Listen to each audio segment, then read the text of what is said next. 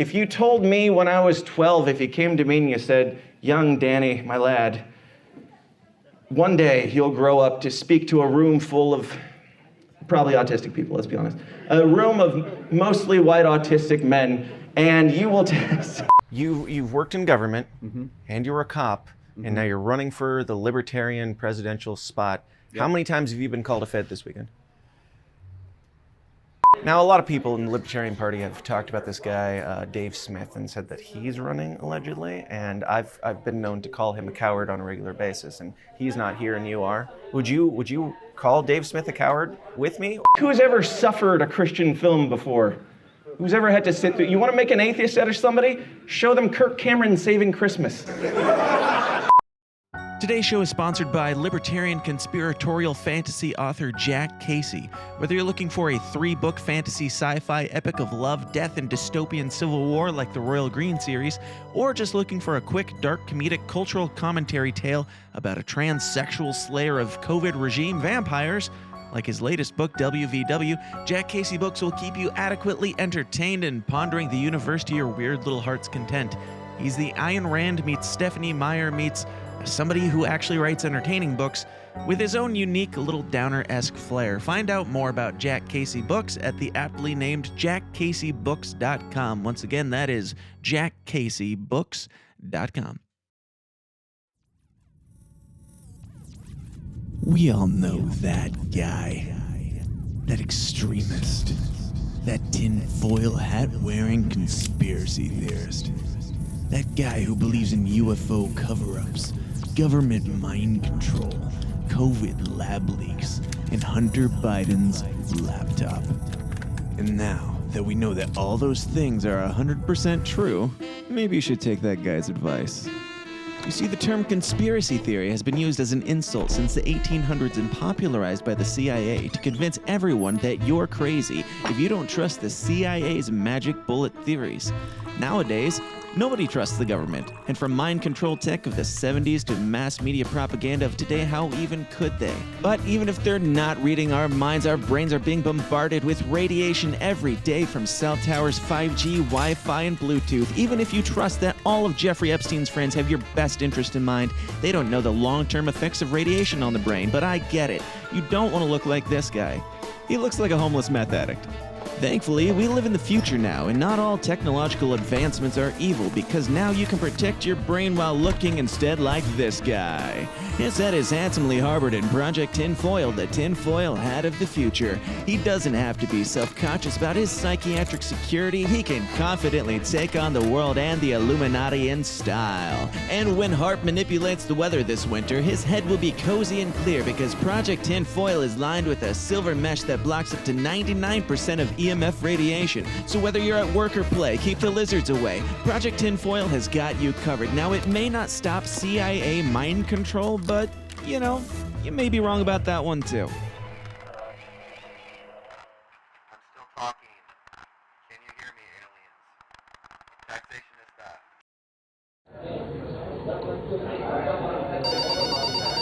The following is a Goulash Media production. goulashmedia.net. Remember a simpler time when it was okay to be weird, have fun, and think for yourself? Well, those days are over. The art of conversation itself is dead. Sacrificed on the altar of divide and conquer and disguised as political correctness and spared feelings. I believe that unity can only come from truth, and that the only way to find truth is by exploring and embracing our valuable differences and having civil, open-minded, and uncomfortable discourse. Conspiracies, politics, religion, and all the taboo topics your family just praise you don't bring up around the Thanksgiving dinner table. We are here to literally change the world one uncomfortable conversation at a time. So if you're easily offended, put your big girl panties on and buckle up, Buttercup, because you chose to be here. I'm Dan Smots, you are the power, and this is The System Is Down.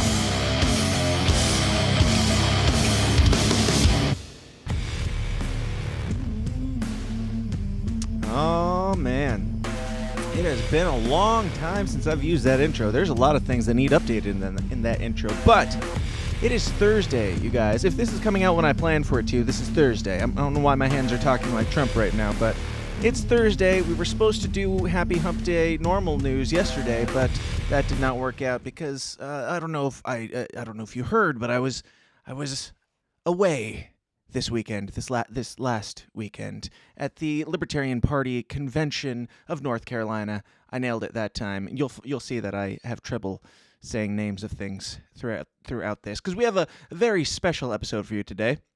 Normally we talk about things like conspiracies, politics, and religion, all the taboo topics. But today, sometimes you just gotta go out to some fun Liberty events and troll some people a little bit, have a good time, and build, authentically weird culture.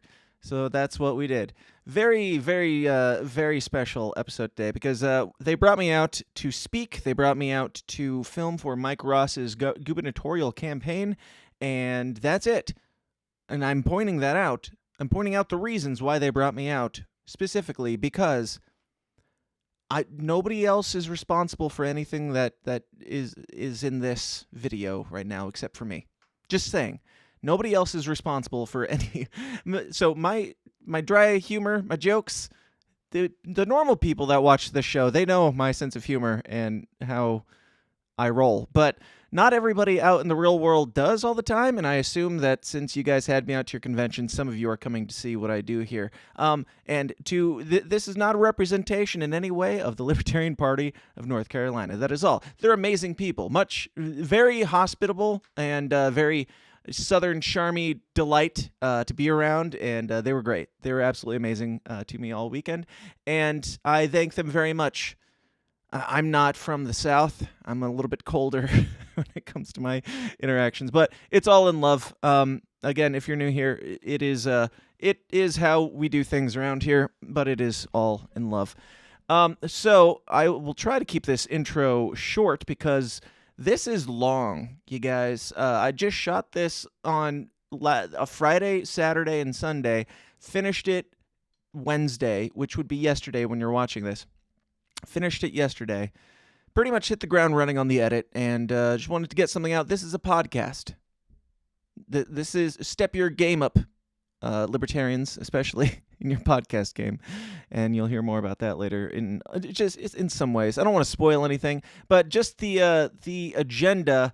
Actually, before we get to the agenda, I do have to point out something very important, very special, even more special than the Libertarian Party of North Carolina. And that is my favorite sponsor, you guys in the Downers Club. People like Grumpy Gnome, RJ, JC, Justin Savoy, Justico Mitchell, Silas Lane, Denise Cox, Joey Ferguson, Dave vs. Goliath, Donald Villa, Zach something, Kimberly, Owen, Catholic, Break the Bell, Zereth Anarchy, Lauren Carter, Level Zero, Van Zyte Media, Carolina, Derek Evans, Howie Snowden, Brian, Mary, Lee, William Wells. Hey, I just met that guy this weekend in North Carolina. William Wells has been a fan and a supporter, a financial supporter of this show since like the very beginning. Since the very first time I said, hey, would you guys mind paying me a little bit of money? He was up in Alaska then, so I assumed I would never meet him. But he chipped in, and he's stuck around the entire time, and he's still here, I don't know, 5-6 years later or so. But if you want to be on get your name on that list and possibly have your name read incorrectly at some point, going over to patreon.com/the system is down. We can get more weird, more raw, more offensive, more weekly, generally weekly. I know the weekly has been, it's been when I can. It's been busy. But typically weekly content at patreon.com/the system is down, and I will love you forever and ever. Amen. So let's discuss the agenda a bit for this episode. Some of it's, a little rough, a little unprofessional. That's fine. I'm not one. I don't pretend to be one. I'm not a journalist. But there's going to be some journalisty things that'll make you think that I'm trying to be a journalist. I'm not. Just throwing that out there from the get-go. I'm not. So, it starts out with the intro that is the announcement of Mike Ross's gubernatorial campaign. And talking a little bit about Pastor Moses down there, who's doing amazing work. You'll hear more about that in the episode, but that opens this up. And then we get into some interviews with people like Jacob Hornberger, Chase Oliver, and Mike Termott. I'm so bad with names, you guys, and I'm very tired. Like I said, I literally have not stopped editing this pretty much since I got home. I went to bed yesterday morning at 3 o'clock in the morning. I went to bed this morning, last night at 3 o'clock in the morning. Just saying. So after all those interviews, there's a bunch of speeches. Well, when I say a bunch, I mean mine mostly. There's my speech. This all started, my editing process here on the side was I was just editing my speech. And then my speech rolled into Larry Sharp's speech, which Larry Sharp's speech is incredible, and it's longer than mine, and the audio is worse. I'm just going to forewarn you. But I loved what he had to say. I didn't have him mic'd up because that wasn't the plan. That wasn't what I was there for. I had myself mic'd up because that was part of my plan, at least. And so, yeah, I got Larry Sharp's speech, and the only reason I'm including the entire thing is because I thought it was great. He rolled out of my speech into his brilliantly. The man has a way with words and a way with, going with the flow. He's awesome, and I recommend that you stick around for his entire speech, even if the audio isn't great. You will learn a lot about some of the inner workings of the politics side of things and, what matters. So that is that. And then after those speeches, there's still more. There's still more. But wait, there's more fun stuff after the speeches. So do stick around for that.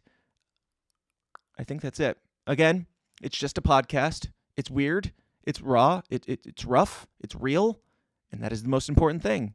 This was my weekend. This is Dan Goes to LPNC. I mean, that's the most creative name I could come up with. My creative juices have been drained from me. My life force is leaving me. I didn't do a normal podcast yesterday, and now I'm just in this creative rut. But I went to LPNC, and this is my highlights of that story. Oh, I should also mention all the bylaws and everything. I don't know, if you're from LPNC, maybe you wanted to see those, but I doubt anybody else does. And again, this is my show. Thank you for watching, and I hope you stick around, and I hope you enjoy it. Without further ado, let's get weird.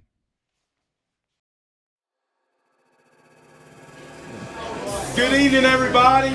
It's welcome to Clemens. Welcome to the 2023 Libertarian Party of North Carolina Convention.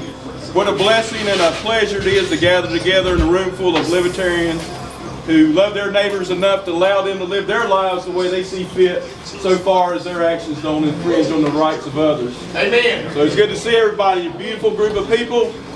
But speaking of blessings and privileges, it's my honor tonight to introduce a dear friend of mine, a fellow member of the party, a man of high ethics and high moral standards, and how I hope you can understand by my excitement how he's touched my life and set an example of how a free man should act. And that's my friend, Pastor Moses Colbert. Woo! Him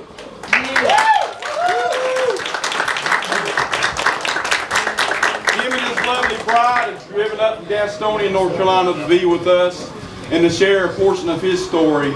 And it's with great excitement on my part, and I hope you'll join me in welcoming Pastor Moses.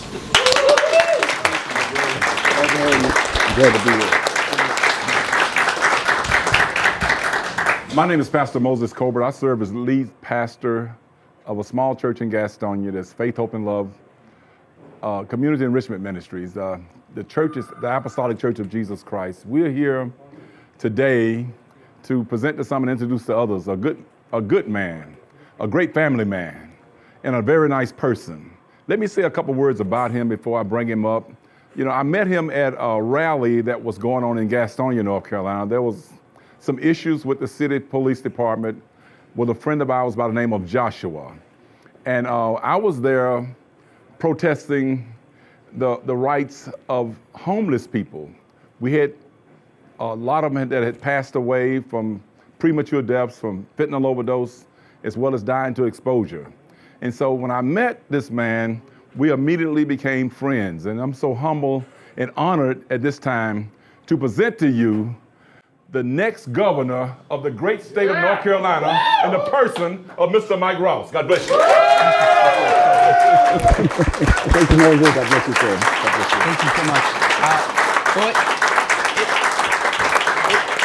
It's not only my honor to get that introduction, but I am honored to have you here, Pastor Moses. I'm honored. And I am excited to announce my plan as governor. But if you could come back for just a moment. Yes, sir. I want to tell you something. As a new libertarian, Yes. you may not know something about all these people in this room, but let me tell you about all these people in this room. They view civil disobedience when the government is doing the wrong thing to people very, very highly. Wow. And in fact, there's precedent that around this time, we usually like to recognize someone for excellence in civil disobedience. So let me tell you something. We met when he was doing the grave sin of housing homeless people in his church when it was freezing outside. The city government, local, Republicans and Democrats told him that he needs to operate as a church. Let me tell you that again. Operate as a church when he was feeding and sheltering the people most in need. So what did they do? In 19-degree weather, they made him empty his church's building and not let people sleep. People have died, but guess what? You were a Democrat most of your career? All my career. And do Democrats like to talk about fixing the homeless problem? No. They like to talk about it. Yeah. Did the Democrats ever show up and tell the city council to leave you alone? Not one time. Did Libertarians show up? Libertarians showed up in big numbers. Well, it is. Now, since then, most people, when the city has treated you poorly, kind of bow down a little bit in fear and back off because you don't want that. Yeah. Well, Pastor Moses realized there's a lot of people here. We need space. So my friend Spike Cohen has come in, helped us out, and we, the citizens, libertarians, people of faith, raised money and had trailers donated and put them off right there on the property. Did we know that the city was probably going to say, hey, you don't have the Crown's permission? Yes. We talked about that beforehand, didn't we? Yes, we did. Yeah. They're giving you a hard time about that, aren't they? But guess what? We're just going to keep fighting. You know why? Because you did the right thing. Yes. And it's stories like Pastor Moses and so many other North Carolinians going out and trying to solve problems that the government says it's going to solve, when in reality, all they're doing is blocking the people who are actually solving the problem and funneling money to people that they happen to like who claim that they're going to help the problem. Yet somehow we still have the problem. So I won't ad-lib forever, but thank you for the honor of coming here. Thank you for meeting people who I know your story has inspired. And we will keep the Libertarian Party of North Carolina updated on your fight with the city of Gastonia. And I am happy as the governor campaign kicks off and gains exposure. You are a shining light of how North Carolinians can solve problems, and it's time the government knows that. So thank you, my friend. God bless you. And to you, to Brandon, to Liam, I could not do it without people like yourself. So thank you all so much. God bless you. Thank you. Thank you, brother. So with that, I should probably acknowledge the introduction. Hi, I'm Mike Ross. I'm running for governor of the state of North Carolina. I feel like now's a good time to step out of my comfort zone and become active in a way I hoped I never had to. We are here at the Libertarian Convention of North Carolina. I forgot where I was, Joe Biden. With the great Jacob Hornberry. You just got done doing the POTUS panel. How do you feel all that went?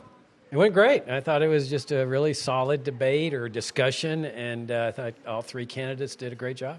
Awesome. Yeah, while I was filming it, they came to me and whispered in my ear and said that I have to go check out my room right now. So I missed a lot of it, but I'm looking forward to going back and watching it later on because I did keep the camera rolling. But so what you ran for president last time too, right? That's correct. Yes. So what inspired you to get back in the race this go round?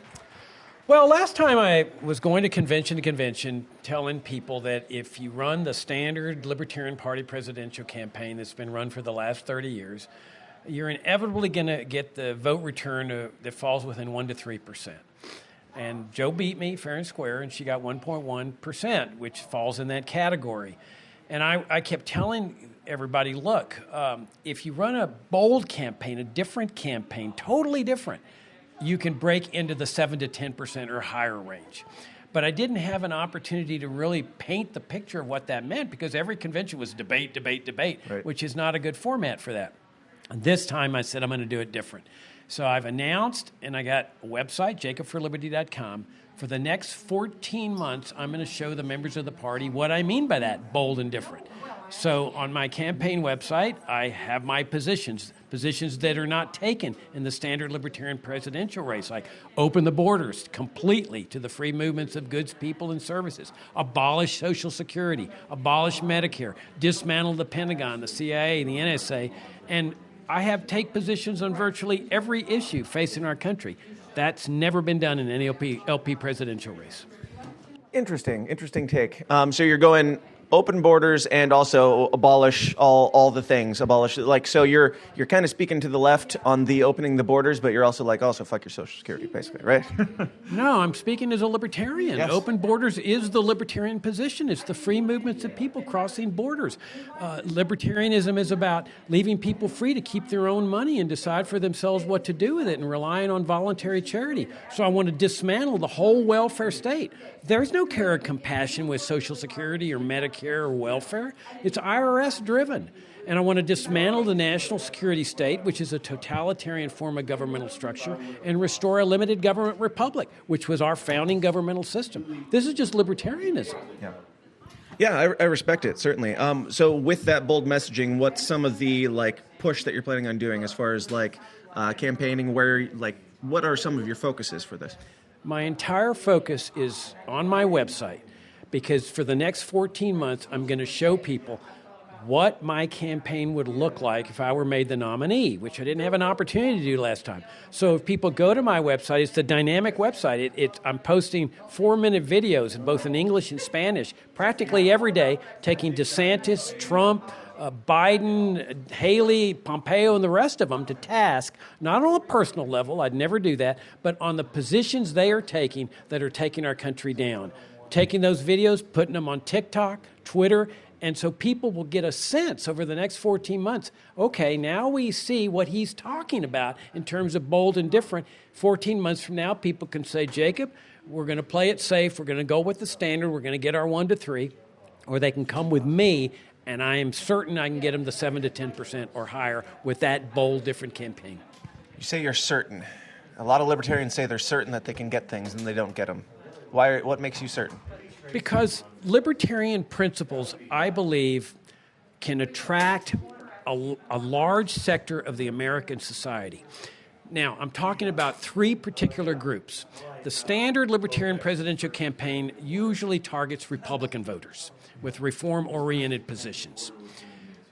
I say that's a losing proposition. Republicans are not going to cross over in large numbers and vote for libertarians. My 3 targeted groups are totally different. Black people, people who don't vote, that's like 50% or 40% of the population. Hispanic voters. These are people that, take blacks for instance, that are the biggest victims of the war on drugs.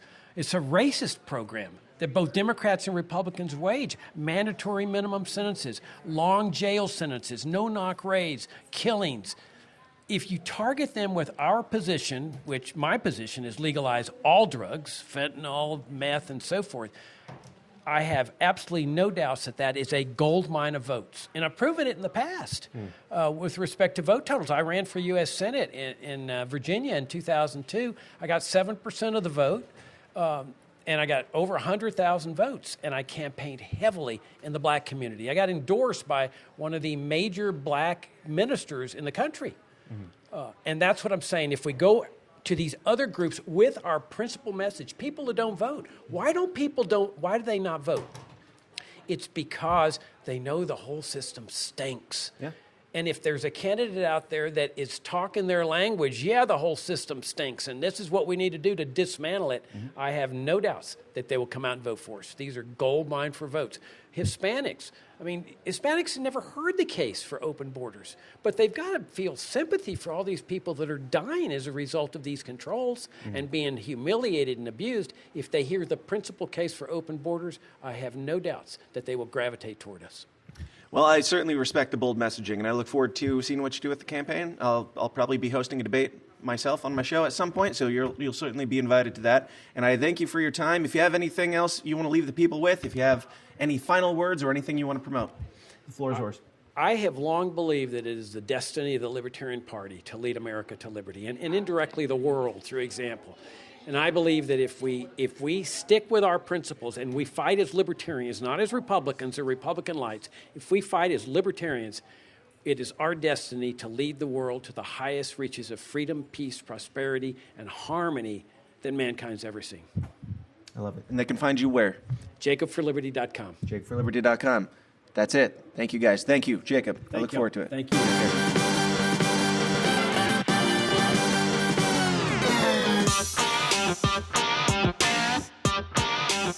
The government's going to keep trying to control, and they will, and we need to oppose it at every single level.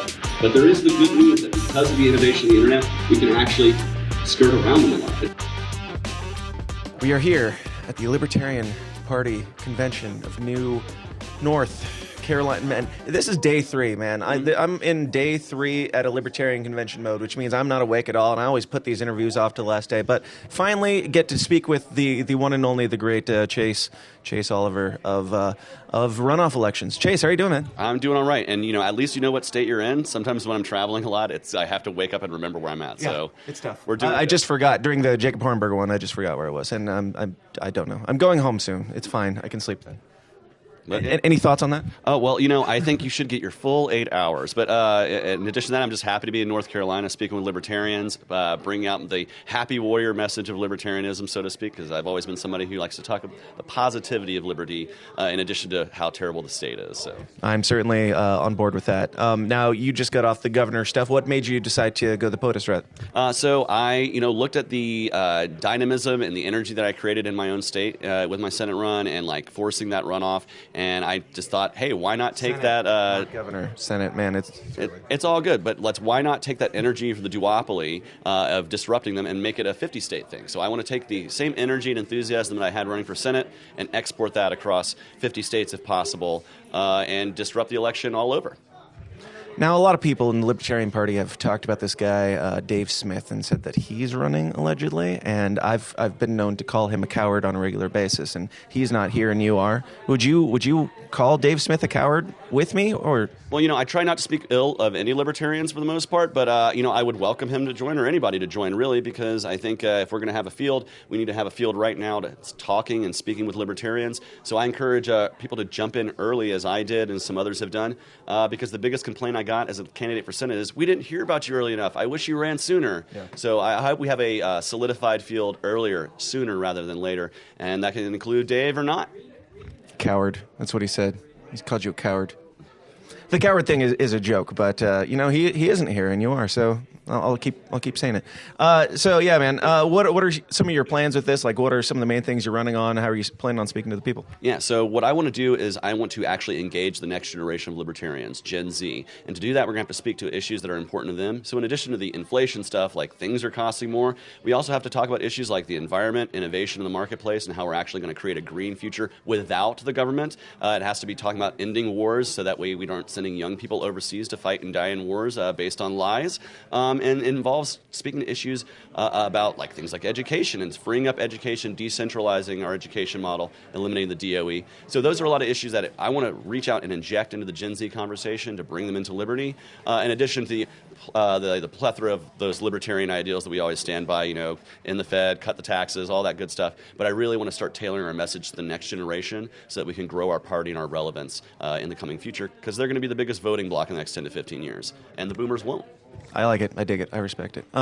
Now, are you doing anything in the? I worked on Vermin's campaign and Jeremy Kaufman's campaign and Spike's campaign. So I've worked with a lot of different weird runs. Are you running this completely straight-laced, or are you working in any personality or humor or anything like that? So I like to think that I'm a funny guy, but I've always been somebody who's been more the traditional route of being a candidate, but I of course love the levity, and I'm somebody who loves. Yeah, I picked this flower wall to be in front of because I said it makes for a great picture. Yes. But I'm somebody who I hope that I come off as a normal person. That's the biggest thing when we're candidates. We don't want to come off as weird or antisocial or we're not normal people. I'm just a regular guy. I wake up in the morning, I put my pants on one leg at a time, and I seek to just be a messenger for liberty. And sometimes that does involve a little bit of humor. And of course, I love Vermin and those folks. And yeah, whatever way we can get the message through to disrupt, I'm open to doing. So I'm one of those candidates, hey, put me in a stupid hat, make me do something funny, and I'll do it if it gets us votes and gets us relevance as a party. By that, I mean I have no shame, right? No, It's the libertarian way. Yeah, exactly. But no, really, the truth is I want to present a professionalized image that's going to actually wake up the next generation of voters. And to do that, you kind of have to play the part and throw on the suit. Suits are not my favorite thing to wear, but it's the uniform, so. Yeah. Now, I do have a listener question that was just submitted right now by our listeners. I know things. Carlin Borisenko was on my show on Wednesday, and she told me to ask you to please unblock her. It was a very friendly request, and I don't know your relationship or anything, but I was told to ask you, so I'm asking you. When you see Chase Oliver, tell him to unblock me on Twitter, please. Ask very nicely. You can convince him. I know you can. What should the olive branch be that I send him in order to persuade him? I want to talk to him. I actually want to talk to him, and I want to hear about what he thinks. But he preemptively blocked me because, apparently I'm a horrible human being, and so I just want to talk to him. That's it. It's because of Hitler. It's because of Hitler, isn't it? I have no idea. I mean, there are perfectly good reasons to block me, but I just, I sometimes like to have a conversation with people before they decide I'm a horrible human being, and I was impressed with what he did in Georgia. I thought it was cool. I'm guessing she is unblocked because I went through an unblocking phase of a bunch of people. Nice. So, because really the thing is why block people? So, I guess she is unblocked. I don't know. I'll look it up, I guess, when I get some time to look at my Twitter. I really don't know who I have blocked and who I don't at this point. Yeah, no, it's all good. I just said I would, so I did. There's a Comic-Con going on. Ironically enough, the nerd worlds are colliding here in North Carolina. We were talking earlier about your nerd self. Tell us more. Yeah, absolutely. That is something that is very apparent about me. I am a big old nerd. I love going to Dragon Con every year. I like going to Comic-Cons. I'm about to walk into this one to see if I can find some back issues of Dazzler that I like. But I'm somebody who believes that we can inject that pop culture and politics into one thing. I'm making badge ribbons for Dragon Cons that say things like Wizards Against Wand Control or Hobbits Don't Believe in Borders, and I'm going to QR that to the LP platform. So I'm going to try to subtly inject a little bit of pop culture into our politics and maybe bring some new nerdy libertarians into the fold. Just what we need, more nerdy libertarians, because that's what we're lacking in, the nerds. It's a different shade of nerdy, but if I can bring in some libertarians, we can talk about Bitcoin and how that helps you live long and prosper. Sure. I'm all for it. So let's get it done. I love all the pop culture caucuses. I'm a member of the Pro Wrestling Caucus, the Star Wars, the Star Trek Caucus. I started the Fremen Caucus because I'm a big fan of Dune. So nice. Find your pop culture niche, inject a little bit of liberty into it, and I think you can subvert the conversation that way. I like it. I'm all about it. Thank you for the time, and tell people any final thoughts, the most important things that you need to speak to the people right now. Tell them that, and then where they can find you, man. Well, the most important message is that each and every person is born free, and you're allowed to be your own individual, authentic self in peace, free from government coercion or force. Never forget that fact. No matter who you are, who you love, what you look like, what you worship, it all matters because liberty is universal. And if you want to find me, go to votechaseoliver.com. That's my website. You can find me on Twitter or Instagram at Chase for Liberty, or if you still use Facebook, Chase Oliver Libertarian. Yes, don't use Facebook also. That's a bonus message. But Chase, thank you so much for the time, man. I look forward to seeing you on the campaign trail. Look forward to seeing the debates, and make us proud, man. Oh, yeah. If there's anything that I say today that makes you feel warm and fuzzy and good about the direction your government is going, we are miscommunicating. So we are here at the, I don't know why I say this every time. You know where we are. The Libertarian Party Convention, North Carolina. It's North Carolina. Yes. That's right. He knows. He's a little better than me and certainly better than Joe Biden. But you are running to replace the great Joe Biden, our honorable and great. Someone has to do it. Yes. Yeah. I think I'm the best candidate to do it. Are you sure you're up to the job of taking down a senile old man? I think so. It's up to the American public to help a little bit, but we do need to make our case. As a libertarian, I think that we have the best case to make. I think the American public is much ready to hear a message that they were not so ready to hear maybe even a few years ago. A lot of the problems we have in American life are bad public policy. Yeah. People are ready to hear that. People increasingly, I believe, recognize that inflation, for example, doesn't just grow on a tree. It's bad Federal Reserve policy. It's overspending. I think people are ready for an anti-war message that they weren't ready to hear just a few years ago, and increasingly so. I think I would rather be on the anti-war side of this argument than on the pro-war side. Can you imagine if you had to make the argument that the wars that we've been participating in were a good idea? Right. If you were to be required to say, that's an example of a military intervention that worked out well, there's not a lot of those examples anymore. There are those who say that it's been 75 years. There are those who say it's been over 100 years since we were in a military intervention that we should have been in. But certainly the military interventions that we've been in the last couple of decades, people are sick of. Yeah. And so I'm very optimistic that people are going to give us an ear that they wouldn't have given us recently. So with all the libertarian, I mean, we're primarying at the moment. What makes you more or you don't have to speak down to anybody else. They're all very great in their own right. Actually, I'm a Chase Oliver fan. I'm a Jacob Hornberger fan. I've met these guys in the past, and they're terrific. The big difference between our campaign and the other campaigns, twofold. Number one, I'm qualified for the job. I've had a career in public service one way or another for my whole life. My first career was as a professional economist.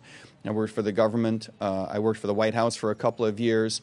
I spent a lot of time working with the Federal Reserve System, not as an employee, but as a criticizer for the banking industry, as a pro-free market advocate for many, many years. I had my own business educating bankers. I've taught economics at the university level at a couple of different places. And then as a second career, I worked as a police officer. I was on the road for 11 and a half years in Broward County. So when I speak about criminal justice reform, and I do a lot, it's from experience. I believe that we have a cultural problem in law enforcement in this country. I think we're going in the right direction, but far too slowly. There's specific things that we can do, like replacing qualified immunity with liability insurance, to accelerate that process. And I don't think it makes sense to wait for a Republican or a Democrat to make that case. That's for us to make. Yeah. So you've worked in government, and you're a cop, and now you're running for the Libertarian presidential spot. How many times have you been called a Fed this weekend? 17. Nice. Yeah. It's not bad. No, it's not too bad. And the truth of the matter is that I believe that the American public will give our campaign an ear because we speak from experience. We have what we call the Gold New Deal, our platform at goldnewdeal.org. Our platform is designed to cut a hard edge against Republicans and a hard edge against Democrats, but it's connected to real-world solutions, and that comes from experience in public policy and public service. I'm a big believer in public service, and it's the only way to really understand how to develop real-world solutions. So I think I'd be very, very optimistic that voters across the United States are going to give us an opportunity to make our case. Awesome. Yeah, well, I look forward to seeing what you come up with and what you do with it. I hope you make us proud. I look forward to having you on the show for the debates coming up soon and all that stuff. And we'll definitely be in touch. Dan. You run a good program, and I'm glad to see you here in North Carolina, in Clements. That's right. Any final words? The most important thing you have to say to these people, and then tell them where they can find you. The most important thing, of course, is that this is a huge opportunity for our party, 2024. But to be honest, Dan, it's more than an opportunity. It's an obligation. I think this is our call of duty. Our government's going the wrong direction. It's hurting the people in the United States, our brothers and sisters as Americans. It's hurting people in the United States who can least afford it and who are least able to resist our government. So it's really time to pick up our shovel. You can go to MikeTremont.com. Of course, you'd have to spell it right, which is weird. MikeTermaat .com. Don't make it easy for us. No, or goldnewdeal.org is easier. There you go. Goldnewdeal.org. Awesome. Mike, thank you so much for your time. Thank you, Dan. I look forward to seeing what you do, man. Take care. You too.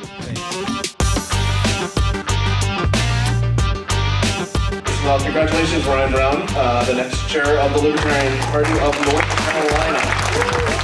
So, we are still at the Libertarian Party Convention of North Carolina, and we are with the two authoritarian leaders of the party, the new chair, Mr. Ryan Brown, I'm bad with names, and Mr. Sean, I don't remember your last name. How are you guys doing? Doing great. Doing well. Good. Libertarian, not authoritarian. Right, I get the two confused sometimes.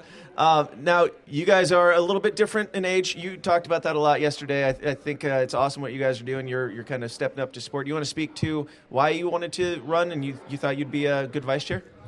Well, I've been doing this since 1994. I have a lot of experience. I've been having a lot of fun with it. And we have, like Ryan here, we have a lot of great new younger people who are coming up ready to lead this party. And I feel like at this stage in my libertarian career, the best use of me is to be available to these young leaders, to be able to just give them the benefit of my experience and to give them the support and encouragement so that they can take things to a higher level. I was able to achieve things by standing on the shoulders of people who came before me, and now I'm happy to, I've been working on my back exercises, so so the next wave of people can take the party to a higher level. Absolutely. Yeah, and young Buck, he's putting his trust in you. How are you going to not let him down? Well, I always want to be accountable to the people that are working with me, but Sean has always been good to me. Sean has always been around to support me. And I'll be honest, Sean was a little like, who's this new guy coming in? What's he doing? And then we worked together, and he's like, yeah, this dude's awesome. He's working, he's doing the work, he wants to work with other people, right? So I might let him down at some point, but, we're human, and Sean's okay with that. Sean might let me down, whatever it is. But we know that we're both working for the right goal, and so we can work together and we can get stuff done. So what is your goal as far as like pushing the party forward, pushing the message forward? Like, what are your plans? Absolutely. So the Libertarian Party of North Carolina has always had a good message. But what we haven't been good at is getting local libertarians elected. So I want to focus on getting local elected libertarians. We've had 5 libertarians elected in the last couple years, and we haven't been able to support any of them because we didn't really know they were running. So what we want to do is we want to make sure that we know who's running, we support them when they are running, and we want to have every candidate who wants to run the ability to run and to represent their community. So we want to focus local, try and find people who are actually libertarians and running, and then support them so we can spread liberty in the state. Now, Sean, how are you with his stated goals? How do you plan to be there to back him up on that? Well, I love getting out on the road. I've run for statewide office several times, and a lot of the big fun of it is just traveling the state and meeting people. And and like I said, being able to support them. He was talking about local candidates who we didn't even know they existed. They don't even know we really exist. And so for somebody like me to be able to come out to them and support them in their campaign and say, you're important to us. This is why I'm doing this.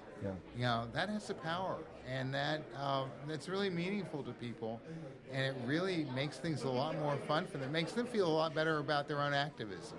Yeah. That's my whole goal, is for people to feel great about bringing liberty back to the people here in North Carolina. Awesome, I love it. And we've got traffic coming through. It's all good. It's all good. We're real here.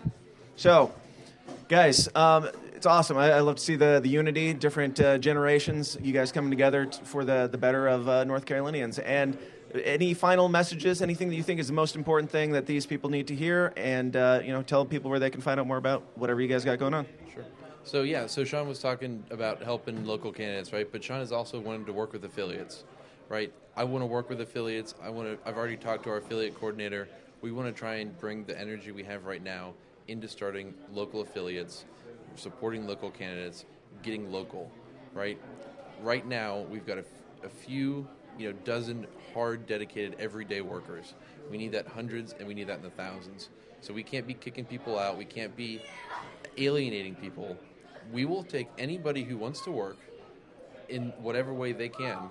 We will put them to work. We will make sure that they're supporting a candidate and doing what they love, or they're supporting their affiliate.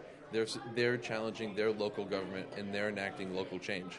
So we want to support all the change we can. We want to support all the change we can to get more freedom. And we want to work with everybody who was willing to help with that.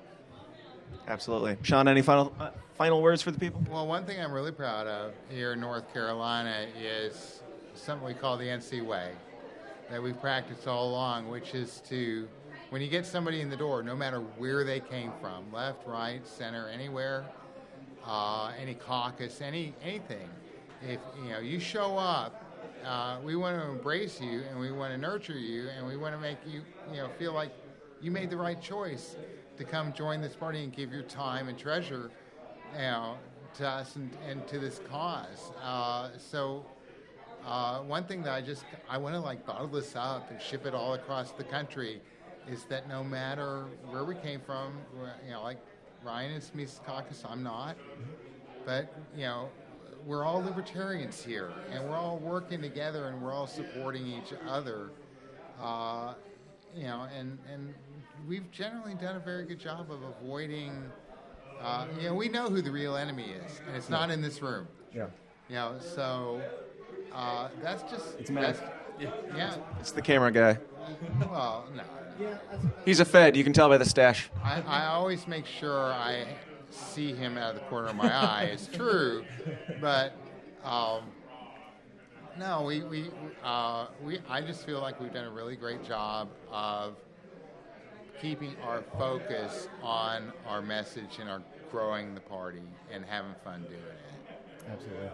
I love it. And where can people find the party stuff and find out more about you guys? So lpnc.org is our website. LPNC is our Twitter, and Libertarian Party North Carolina, I think, is our Facebook. But you can check out the website. You can sign up to volunteer. We'll call you, give you a shout out, and see if we can get you working for liberty. Awesome. Guys, thank you so much for your time. Thank you for stepping up and taking human action, I suppose. Sorry. Thank you for being the authoritarian overlords that the Libertarian Party needs in this state. I think you guys picked some good ones. Good job. Libertarian leaders is what I meant to say. Thank you guys so much. As governor of North Carolina, I will not infringe on any of your God-given rights, and I will not allow anyone else in the government to either. We are still at the thing. I don't need to say it again. And the last guy on the list is the man of the hour. One of the main reasons I'm here is to get Mike Ross to be the governor of North Carolina. Mike, how are you? I'm good, Dan. How are you? I'm doing well. I see that you beat your opponent soundly in the nomination process. How'd you feel about that? Yeah, I mean, the debate was tough. Mm-hmm. Who I had to debate clearly has more intellect than most Republicans or Democrats who would debate me, but that's why they won't debate me. But I feel confident that everyone in the room thought I was the better candidate. I wasn't quite swayed, but I'm you got my attention. You did intro me yesterday. Thank you for that. So libertarians do like NOTA.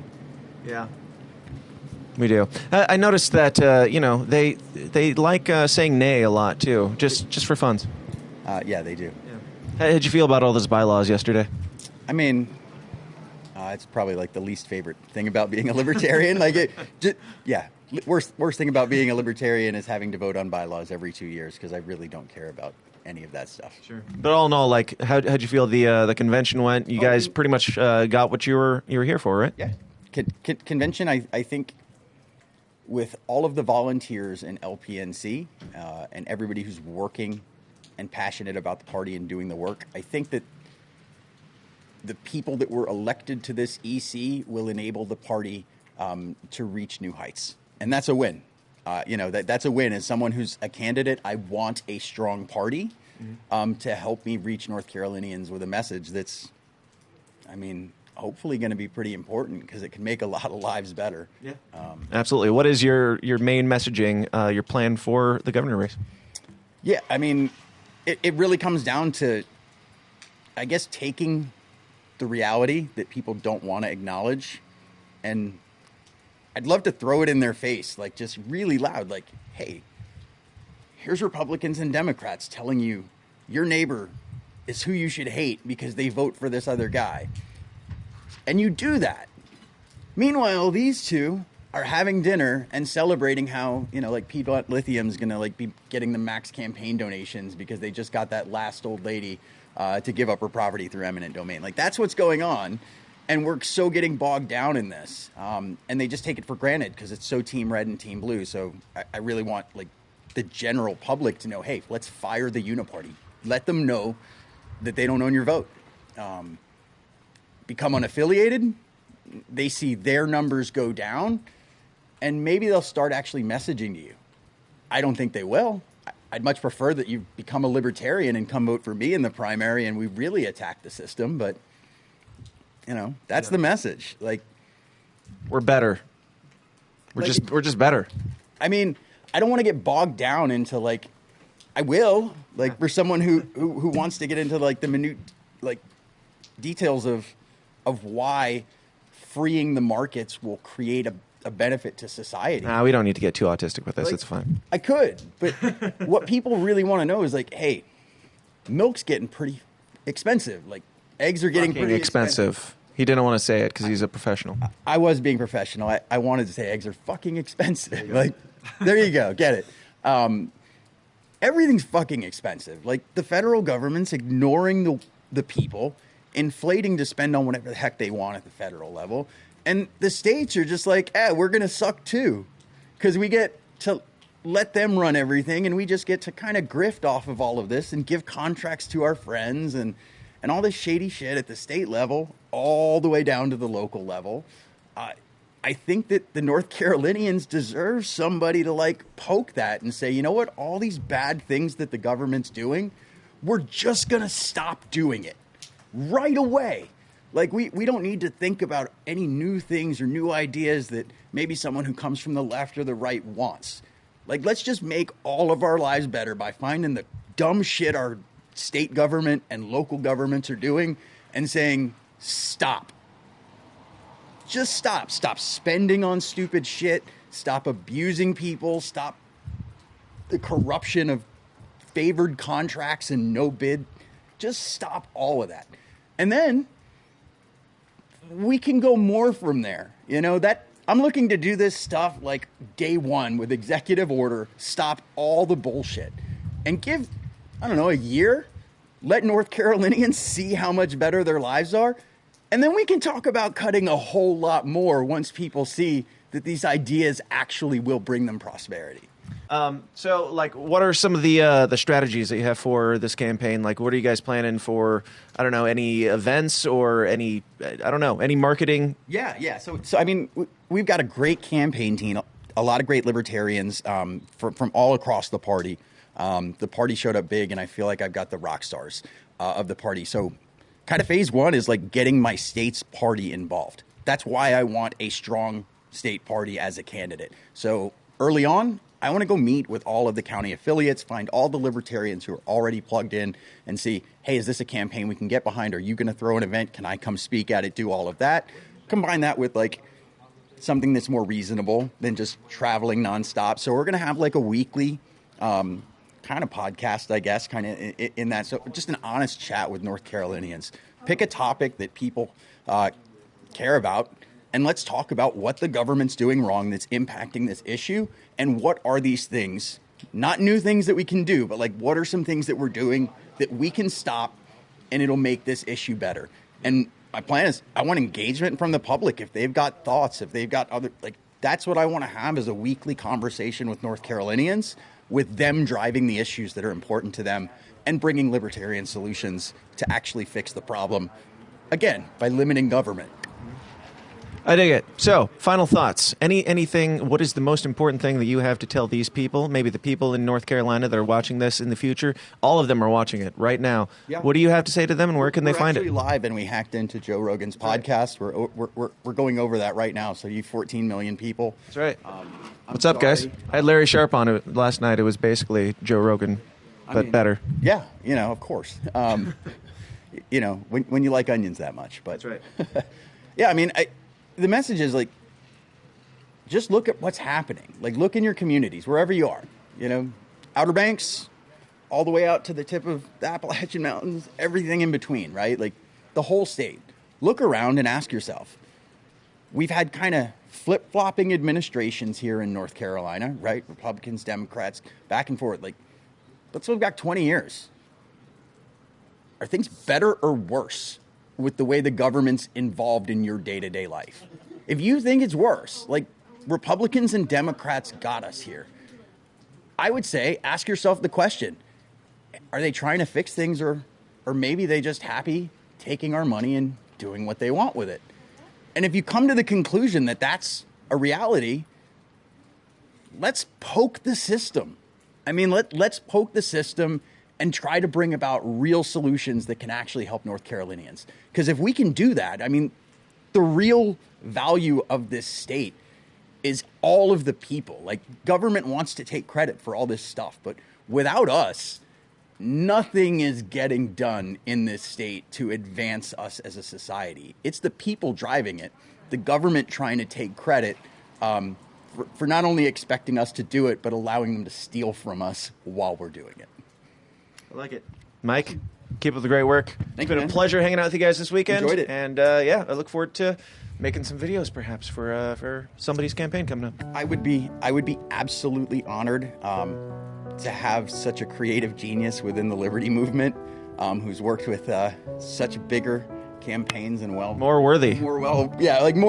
Absolutely way more worthy campaigns. So I'm absolutely honored, and as I said, to have to have a propagandist who's so good at their job like this to help me run my propaganda that's based in truth against the propaganda that's based in bullshit that both Republicans and Democrats are selling us every day. I'm going to try and take advantage of all of the things here in North Carolina to make things better for you. I really am. Right on. And where can they find you again? www.firetheuniparty.com. And yes, I'm 40 years old, which is why I still use the www. HTTPS, to be safe. Yeah, / www.firetheuniparty.com is where you can find it. It just rolls off the tongue. Yeah, absolutely. I mean, it's so much easier than just like firetheuniparty.com, right? Yeah. That's so complicated. Yeah. But yeah. Mike, thanks a lot, man. Thanks. It's been a pleasure. Pleasure. Let's do it again. Yeah, another shake. It's the political way. You need to get this down. Yes, you always shake the hand.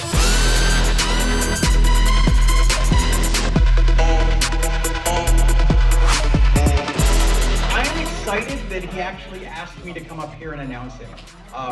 But I want to introduce someone who has been a video guru doing liberty work for quite some time. He has worked on the Joe Jorgensen campaign.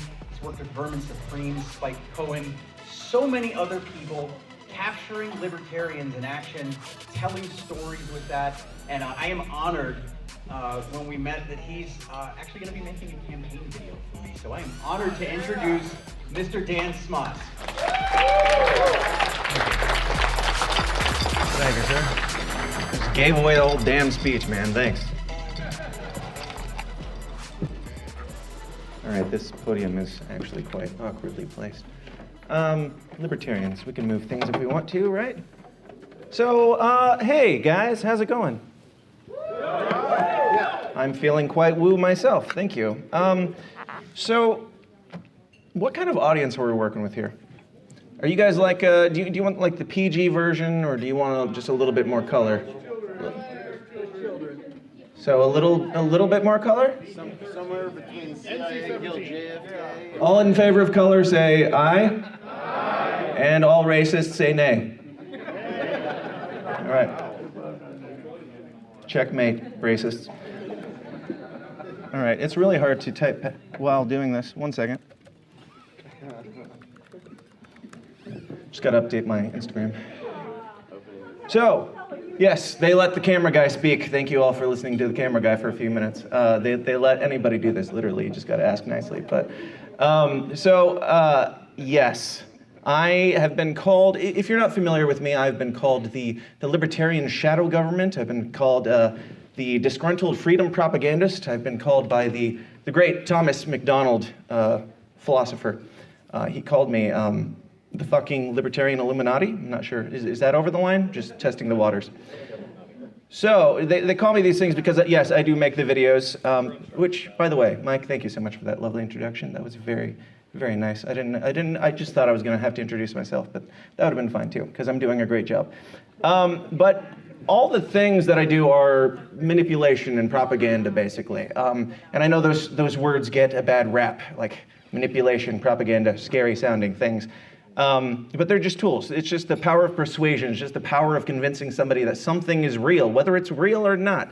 And when it's used for good, it's when you're convincing, when you're persuading people that the real things that they're supposed to believe are actual truth in real things. And our enemies tend to use the power of propaganda in the inverse, where they convince you that things that aren't real are, real. War is good and all that stuff. All the things that you guys talk about. I listened to you guys scream at each other for the last 8 hours. So if the jokes don't land, just give me a break. Just clap. Play along. It's an interactive thing. All right. But on my show I talk about conspiracies, politics, and religion. Just the taboo topics, the things that used to be taboo, but now they're not even 3 different categories. Conspiracies are religion, and religion is politics, and politics is conspiracies, and it's all just culture at this point in this world that we live in. But in all of that, I've had the opportunity to interview a bunch of amazing people. The thing that I oddly want to talk about the most tonight is the religion stuff, because I like to make things even more uncomfortable than I already have. So I grew up. Well, first off, my job, basically, is to help you guys manipulate better. It's to help you guys persuade people just a little bit better. To help you guys, be your best and put your best foot forward. And, the videos and the propaganda, that's what our enemy uses. That's what we should be using to the fullest extent of our abilities to, counteract that. But enough about you guys. Let's talk more about me. I want to talk a little bit about Christianity. We got any Christians in the room? Raise your hand. Raise your hand. Don't be ashamed. Don't be scared. This is not like Columbine or anything. Now, do we have any atheists in the room? Raise your hand. Wow, a shockingly less amount than I was expecting at a Libertarian convention. But good on you guys. Good on you guys. We'll talk about you more later. Yeah. We are down here. So I grew up in Illinois. My dad was a pastor, and I grew up in that culture a lot. So I'm very familiar. I know a lot about propaganda, if you will. And so that's not a slight on my dad. Just the culture of the late 90s, early 2000s Christian culture that I grew up in had its problems. It had some things that basically, the reason why I'm bringing this up at a Libertarian convention is because a lot of you guys are trying a lot of the same tactics. And a lot of the tactics that they used are what pushed me to be an atheist, to be quite uncomfortable about it. And I'm here to warn you from the future of the things that did not work for me in their propaganda. And it might be weird to talk about the failed marketing strategies of a religion. However, it's uncomfortable. That's what I do. It's fine. Some of the similarities. Let's just talk about some things in the Christian culture of the late 90s. Don't worry, this isn't dark the whole time. There's some lighthearted things. But the division, the 99%, we agree on all these things. We agree on the Jesus idea. We agree on, all of this stuff. But there's that book of Revelation that gets real confusing. And if you disagree slightly on that 1%, you are evil. Get thee hence behind me, Satan. And that attitude. Does that sound familiar to any? The attitude of, if you're not the 100% agrees with me, you're not a real Christian? Does that sound familiar to you guys at all? That's what I thought. So, you can play dumb, it's fine. So, Baptists, Catholics, Presbyterians, Calvinists, Lutherans, all these things, they have their goods, they have their bads. Obviously, they're made up of people, but those people are separated because they disagree on very small things a lot of the time. And I don't know who's right and who's wrong in that capacity. What? We haven't even gotten to you guys yet. Jeez, I'm talking about Christians still. Anarchists, minarchists, agorists, anarcho-capitalists, anarcho-communists, whatever the fuck that is, and more isms than a leftist meme. You got a lot. And they're all valid. They're all good. But throwing somebody aside because they're not quite in your camp, I've seen a lot of that, and that needs to, we are the party of weed. Why aren't we smoking bowls and chilling the fuck out a little bit more? Maybe I live on Twitter too much. Yes, thank you. Thank you, sir. It's our thing. Let's own it. Also, a lot of big-brained hypocrisy, a lot of egos, a lot of cliques, a lot of hierarchies, a lot of inauthenticity. Which group am I talking about? Christians or libertarians? You decide. Yes, I know. Look, I'm at a libertarian convention. I'm speaking to you guys. If I go to a Republican convention, I'll lambast them all day long. I do it on my podcast. But yes, you're right. They're worse. I'm just saying some stuff. So, because they gave me the microphone. I'm the camera guy. So another thing in the Christian culture that I took issue with was a whole lot of shitty art. Right? Like, who's ever suffered a Christian film before? Who's ever had to sit through? You want to make an atheist out of somebody? Show them Kirk Cameron Saving Christmas. You know what I'm talking about. I mean, what happened to, like, I mean, the cathedrals of back in the day, the inspired artwork, the Sistine Chapel, the paintings, the poems, all the Christian culture that inspired generations. What happened to that? Why did it turn into cheesy Jesus soap operas? What happened? And let me tell you, there's so the main issue that I have with the Christian movies, I think they're trying, God bless their hearts, but they are, I call it parking the message cart before the art horse. Like, they really have something to say. They really want to say it, and so they are Steven Spielberg, but they're actually, like, if they self-reflect a little bit, they could have realized that they weren't made to be Steven Spielberg. They were maybe made to be a youth pastor, because that's the level of messaging that you're doing. Like libertarians, we do this a lot. We do the message cart before the art horse. I see it a lot. You call yourself a libertarian this or a libertarian that, and then it doesn't really, is it your best, really? Or are you just pushing a message? And there's nothing wrong with libertarian art. By all means, we need more of it. We need more good art that is really about what's in your soul, creating art and putting that into the world as a value. And then, just be a libertarian while you're doing that. You don't have to be the messaging person all the time. Maybe you're not made for that. That's okay. And I saw a lot of pastors, inauthentic pastors. And of course, in this analogy, this comparison, those would be the politicians. But I repeat myself sometimes. So politicians, future politicians, people planning on running or whatever, are you sure? Are you really sure? And this is probably not the most popular message to ask a libertarian convention, where a room full of people encouraging other people to run for being politicians. But is it really the best thing that you have to contribute to liberty? Because liberty, I think it deserves your best. So at the risk of remaining unpopular, I ask you, is it your best? Like, you can run for, I'm just, like, genuinely concerned for the person who runs for office their entire, and I'm not speaking to anybody in this room, like, we'll talk about you later. You guys are great. You guys, all good. You brought me out here, so I'm not complaining. But, like, somebody runs to be, like, dog catcher for their entire life, just hypothetical. And, they put a lot into just that, somebody runs for libertarian dog catcher. My bad.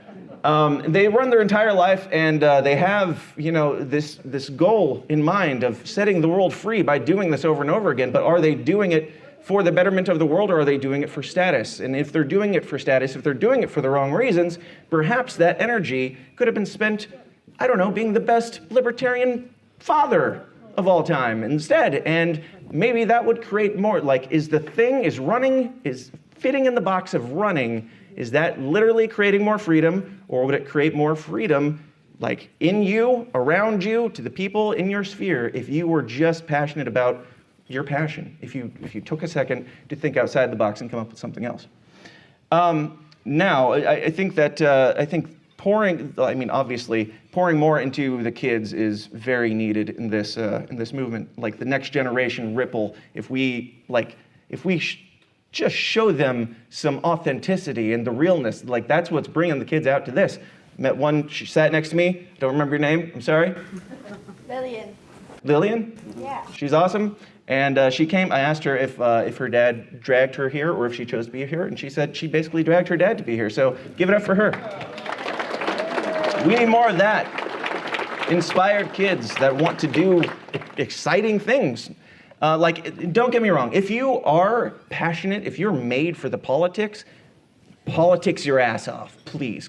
Somebody needs to do it. And if you're not, just like get out of the way and let the guy who wants to do it do it. And you, like, that's nothing against you. I'm just like, I'm giving you encouragement to go find the thing that is you and use that maybe to hold up that guy and lift up the guy who's inspired about being a politician, because we need that too. So like, do it if you're gonna do it. If you're not gonna do it, just no. Don't do it for status. That's all. Like Ron Paul, you ever heard of him? Anybody? He's pretty cool, right? Cool guy. He wasn't a, thank you for applauding Ron Paul. I'll tell him later, I'll shoot him a text. Ron Paul was cool, and it wasn't because he was a politician, it was because he was a real ass dude. He was genuine, who just happened to be a politician. So, I think everybody has a role in not just the liberty movement, yes, that, but the fabric of humanity that they're created for. And when they actually find their passion and really give it their all, they will not only make their life better, their world freer, they will free people around them. They like, it ripples. I don't know. I think that the system has a great ability to make us forget about our passions and make us forget about the things that make us uniquely us. And it works to their benefit, and I would like to reverse that. Thanks. Thank you. How much time do I got? I don't want to get into Larry's time. Anybody? No, I'm not paying attention. What are we in? Okay, whatever. Just wave your hand when you want me to stop, and I'll stop. But have fun with your passion, guys. Like, find that thing and have fun with it. Really niche down on it, because if you told me when I was 12, if you came to me and you said, "Young Danny, my lad, one day you'll grow up to speak to a room full of probably autistic people, let's be honest, a room of mostly white autistic men, and you will test." Hey, I'm just talking about myself too. It's all good. You will talk to them about how you became a propagandist who makes stuff for libertarian, makes works of art like war is gay, and war is retarded. That's my life. By the way, I noticed that Mike didn't mention I worked on the Jeremy Kauffman campaign too. I'm not ashamed. I was sometimes the guy behind the scenes, poked him to be a little bit worse, or behind the scenes poking Jo Jorgensen to just be a little bit less uninteresting. And she's great. Like, as a grandma, it's fine. It's fine, you guys. Calm down. The business is over. We got all the angriness out of the way. So be honest, be humble, be generous. I find that when I am honest, humble, and generous, and especially when I give it 110 fucking %, even if I'm not getting paid 110 fucking %, I have never regretted it once. I don't always do it, but when I do, I have never regretted it once. Have fun, niche down. If you're not having fun, then are you, we're trying to give out freedom, you guys. Can you give out freedom if you don't have freedom? And if you're not having fun, do you have even mental freedom? If you don't have joy, what are you selling these people? If you're going around pissed off all the time, what do they see in you that would even attract them to the ideas that you're trying to sell to them?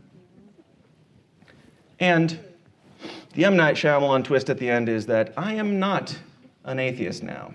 Sorry, atheists, you're wrong. You're wrong. You thought I was on your side the whole time. I'm not. I believe in God, and I have a completely different, more authentic and real, unique, logical experience with my spirituality, with God, and all of that. And what brought me back is like a 3+ hour conversation that we don't have time for right now. But the short answer, a lot of it was the people who were just really genuine, the real ones, the people who found me in the darkest point in my life and dragged me back to health, basically, loved me back to health. And that's what we need to be. We need to be the real ones, because we've got a world full of people that are just walking around in their darkest point. We just got out of COVID. Long COVID is fake, but this is lingering effects, certainly, and it's mental effects. And we need to find people in that darkness, and we need to love them back to health. That is how you sell a product, my friends. We just had, me and Mike had, and Noah, had dinner with Pastor Moses last night, and they're awesome. Do you know Pastor Moses, everybody? Oh, he's waving at me. 3 minutes. Okay. Pastor Moses is awesome. He is doing the Lord's work and the Libertarians' work and all the work, and it has nothing to do with politics. He doesn't care about politics at all. He's doing what is right because he knows it's right. And whether you're Christian or atheist or whatever, or libertarian, that's all it takes. Just doing what we all know is the right thing to do. Like, if we talk about this libertarian utopia, if you wouldn't help your neighbor right now, then good luck convincing them that, losing social safety nets is the way to go, and they can trust you to help them if they fail. So if you want to sell it, live it, I guess. Like, we can talk about libertarian utopia all day long, or we can start building heaven on earth right now, is the way I look at it. And the main way that you do that is building your culture around you by being the most authentic self that you can be. Yeah, we can skip some of this because we're running out of time. If you want the full version, I do have a podcast while I'm looking for more notes at thesystemsdown.tv. You can follow it there. And it's hard to market a shadow government, so I got to sneak it in when I can. So I ask you guys, are you all called to be pastors? Or is that just a box? If you are called, great. And of course, by pastors, I mean politicians, but I sometimes repeat myself. Is that what brings the most freedom to you and the people around you? Or were you made to build the Sistine Chapel or paint the Sistine Chapel or whatever they did with the inspirational things that inspired people for generations? Or maybe you were made to be the best libertarian father, grandfather, or what have you that inspires generations for years to come. And if any of this makes you uncomfortable, then good, great. Because if I didn't challenge you at all, then I would have no value in being here and I wouldn't be giving it my best. And that's all I'm challenging you guys to do, is give it your best, audit yourself, know where your value lies, and go full force into it. Sell it, live it now, because the world fucking needs you guys. And my name is Dan Smots. Thank you for listening to me. I appreciate it.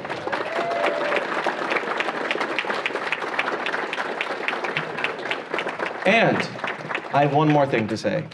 Your keynote speaker for the evening is a man who needs no introduction, but they told me to give him one, so I will do it.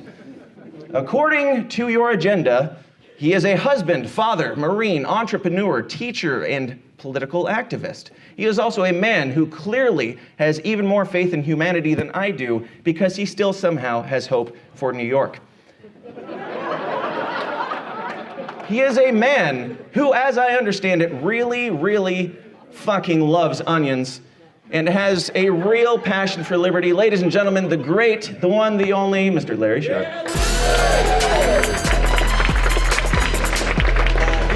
Thank you. Absolutely. Everybody, how are you? Real good? Yeah. Yes, I want to hear it. Good. Well, some of you may wonder why he said I love onions. Who knows why he said that? Because you want to keep it That is correct, because the reality was he was talking about marketing and that kind of thing, and he's correct. You're very welcome. Once I was in Western New York, and someone was talking about cannabis and how New York State is going to legalize cannabis. And they were like, aren't you happy? You're a libertarian. Isn't that a great thing to legalize cannabis? And I said, it's going to be terrible. And they said, what? How's it going to be terrible? They're legalizing cannabis. I said, no, what they're going to do is make sure that all wealthy, big, heavy hitters make lots of money. They're going to ensure, particularly those people who are big landowners and people who buy real estate, they're going to make tons of money, and the small farmers will be destroyed. That's what will happen. New York State's already happening all across New York State. It'll just be worse. They said, I said, we should regulate like a plant. And because I happen to be in Western New York, and for those who don't know, in Western New York, we grow onions. That's what we grow. We grow many things in Western New York, but we also grow onions. So I said, we should regulate weed like onions. And that stuck. And still to this day, that was like 6 years ago, I'll be walking down the streets of New York, and a car will drive by, there'll be 4 young men in it, the window will be rolled down, and they'll yell, "Very sure, bring in onions!" That'll still happen. So yes, 6 years later, it still does work. My point being, it wasn't that I said I'm libertarian. It wasn't that I said the government's bad. It's not what I said. What I said was the current system is going to hurt the little guy. That's what I said. And people heard that. They were like, wait a minute, that sucks. We shouldn't hurt the little guy. Yeah, we shouldn't. I didn't scream, I'm libertarian, government bad, none of that. I simply said, the system we're going to do right now will hurt the little guy and will make the big guys even stronger. And people hated that. and they paid attention. That's important. So that was just to go off what Dan said. So thank you, Dan, for you starting that. So I want to make sure I said that. But now let's think about something here. Should all of us be pastors? Should all of us be running for office? Right? I'm going to come right off what Dan said. And he is right. Most of us should not. It's true. Most of us should not. It's true. Most of us should not. So I'm going to talk about mission. One of the missions that we can have here. And the mission specifically for the Libertarian Party. Some of you may disagree with me, and I know that, but I'm going to say it anyway. I see the Libertarian Party and Libertarian movement as two separate things. The party is part of the movement. The movement does not have to be part of the party. The movement can survive without the party. The party cannot survive without the movement. But the movement is more powerful with the party. That's true. The movement is absolutely more powerful with the party. The question you have to ask yourself is, where's the best place for you in the movement? Is it in the party? I hope it is. Clearly, I believe I should be a pastor. Clearly, I do. Clearly, I'm all about the party. Clearly, that's what I focus on. Amen. And some people get mad at me. They go, Larry, what about this, what about that? That's the movement. I don't focus on that. I focus on the party. Well, shouldn't you be out doing this thing, doing that thing? No, because I focus on the party. Well, that means you hate that other thing. No, it means that's not where I should be. That's not where I should be. I'm the guy who doesn't mind getting his butt kicked in public. I'm the guy who doesn't mind making sure that every mistake I ever make is on YouTube forever. I don't mind that. I don't mind that no matter who I talk to, someone brings up something I said 4 years ago and tells me how evil I am. I don't mind doing that. I don't mind getting beat up by both Democrats and Republicans and sometimes losing friends because of it. I'm okay with that. So yeah, I should be a pastor. But maybe some of you shouldn't, and I'm okay with that. But it doesn't mean you don't have to have a mission. Mission still matters. Purpose still matters. Here's what you have to be in some way, shape, or form. You've got to be on a mission with purpose. If you're not, you're going to be lost. So how does that matter here for this specific party, this specific place? Every time we make new leadership, whether that's at a local level, at a county affiliate, state, whatever it may be, what's the first thing we do usually? You might know? Organize. We organize, of course we do. Let's organize. Who's going to be this? Who's going to be that? Who's going to be this? Who's going to be that? That's a terrible idea. Stop it. I'm not joking. It's a terrible idea. Please stop it. We do it all the time. We organize. Okay, our next meeting's on the 4th. We're going to pick this person, pick that person, and nobody shows. But you have to come to the next meeting next month. Nobody shows. Nobody cares. Mission first. If you are a leader of a new affiliate, if you're going to reboot your affiliate, if you're now the new chair of this party, or whatever the case may be, the first thing you must do is say, in some way, in your own way, with your own personality, why the hell are we here? I'm not joking. Why are we here? What are we doing? What's the purpose? Why are we here? Now, I know you're going to say, well, wait a minute, Larry, I'm the leader, so I now have to have the mission, right? We're going to, get 45 people elected across this state because I'm the leader. Terrible idea. Or I'm a local affiliate. We're going to change the tax laws or the zoning laws in my area because I'm the leader. Terrible idea. This is not a business. Let me say it again. This is not a business. When I ran my first campaign in 2018, I had a lot of trouble in the beginning. Why? I'm a business guy. I ran like a business. It's not a business. If you're the chair or the candidate or the boss, whatever, you're not the boss. You're the center of purpose.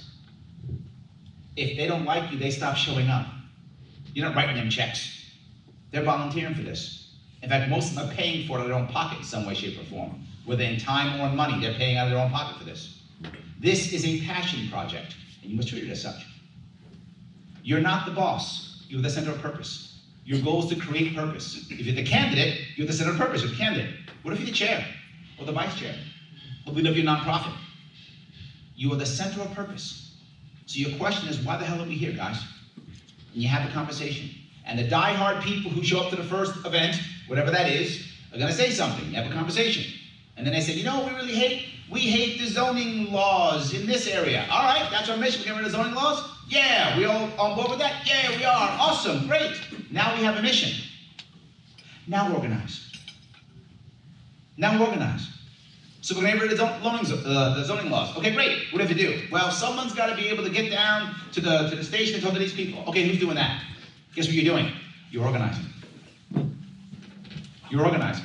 Do we know exactly whether it's an actual law or whether it was just something that people said? Do we know what the real rules are on this? I don't know. Who knows? Who can figure it out? You can? Great. You do that now. You're organizing. That's how you begin to organize. Mission first. If you are leading, you're a sense of purpose.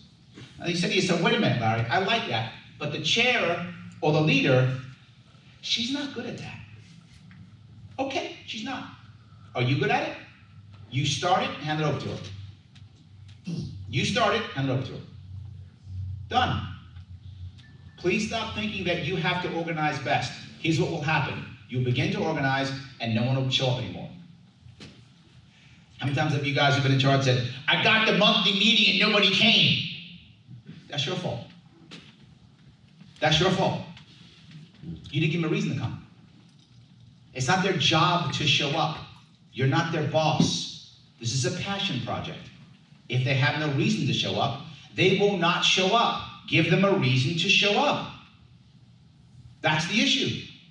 So now we'll get the zoning law thing done. Great, what are we going to do in our next meeting? Next meeting, we have to make sure that Jane does this, Bob does that, Phyllis does this, and we're now going to pick the person who's going to be the front man when we rush off and go to the local newspaper and talk about this issue. Oh, now I have a reason to show up. I have a reason to show up now. I'm actually show up now. But what if I don't show up? What if I don't show up? What if I'm one of those people who just thinks, I've been here for 20 years and I always show up here and I'm just going to keep showing up? You see those people? They don't do a damn thing except complain. They just keep showing up. You know, some of you are those people. Some of you are. You just keep complaining. Great. Well, guess what you're going to get? A task. What are you going to do for this? We're doing the zoning thing. What are you going to do? And you'll commit to something. And when you commit, and the next month comes by, and you show up again, and you don't do it, you're going to feel terrible. Because you told everybody you were going to do it. You were in the room when we agreed to it, and you showed up, and you didn't do it. So one of two things will happen. Eventually, you'll stop showing up, good, or you'll start taking action, good. This is libertarian self-selection. That's what it is. You find a mission, give everyone tasks, they volunteer to do them. If they show up next time and don't do it, you say, wait a minute, you said you're going to do it. You're not my boss. I didn't order you. You agreed. You're right, I'm not your boss. But I'm part of this group like you are. And you were in front of us and you agreed to do the thing. And you didn't. You got to do it. Come on, man, what are you doing? If you can't do it, tell me you can't do it. Then don't do it then. You don't have to do anything. You can sit here if you want to. You don't have to do a damn thing. But eventually, you're going to start feeling bad about everybody else doing stuff and you not. And you're either going to stop showing up or you're going to start doing it. What I found in my first campaign, and my second one too, what got more people doing stuff? Them seeing me doing stuff. When they saw me and my team doing stuff, for those of you who watched my first campaign in 2018, I was always out doing stuff. I did over 300 events. All live, put them all on Facebook, put them all on YouTube. Why? Did I make tons of money doing that? I did not. I made some, but not tons. What did I get? A whole bunch of volunteers. Everywhere. For those of you who saw, I had people waving signs randomly at people. You know, some people will say, well, Larry, how'd you know Joe Rogan? I'll tell you a true story about Joe Rogan. I didn't know how powerful he was. I had no idea. No idea. I remember him from the Man Show. It's a true story. I remember him from the Man. I was like, oh, my kid's like, you going on Joe Rogan? Who? So I said, true story. I said, what? Yeah, Joe Rogan. I said, oh, you mean like the Man Show guy? They were like, yeah, but you know, he's got a podcast. Oh, he does? Huh. I had no idea. True story. How did I do that? People saw me doing stuff, so they went and did stuff. They did it for me. I had no idea what was happening. Because I kept doing stuff, people kept doing stuff. So I'm asking you, please go out and do stuff. It doesn't matter what you do. If you think the right answer is running for office, awesome, please do so. If you think it's not, don't do that. Do what you think is best. What Dan mentioned most importantly about being fun. I'm not sure it's always fun. It should be fun, but I'm not sure it's always fun. But it's got to have passion. You've got to have a desire. You will hear this often, this will make some of you angry.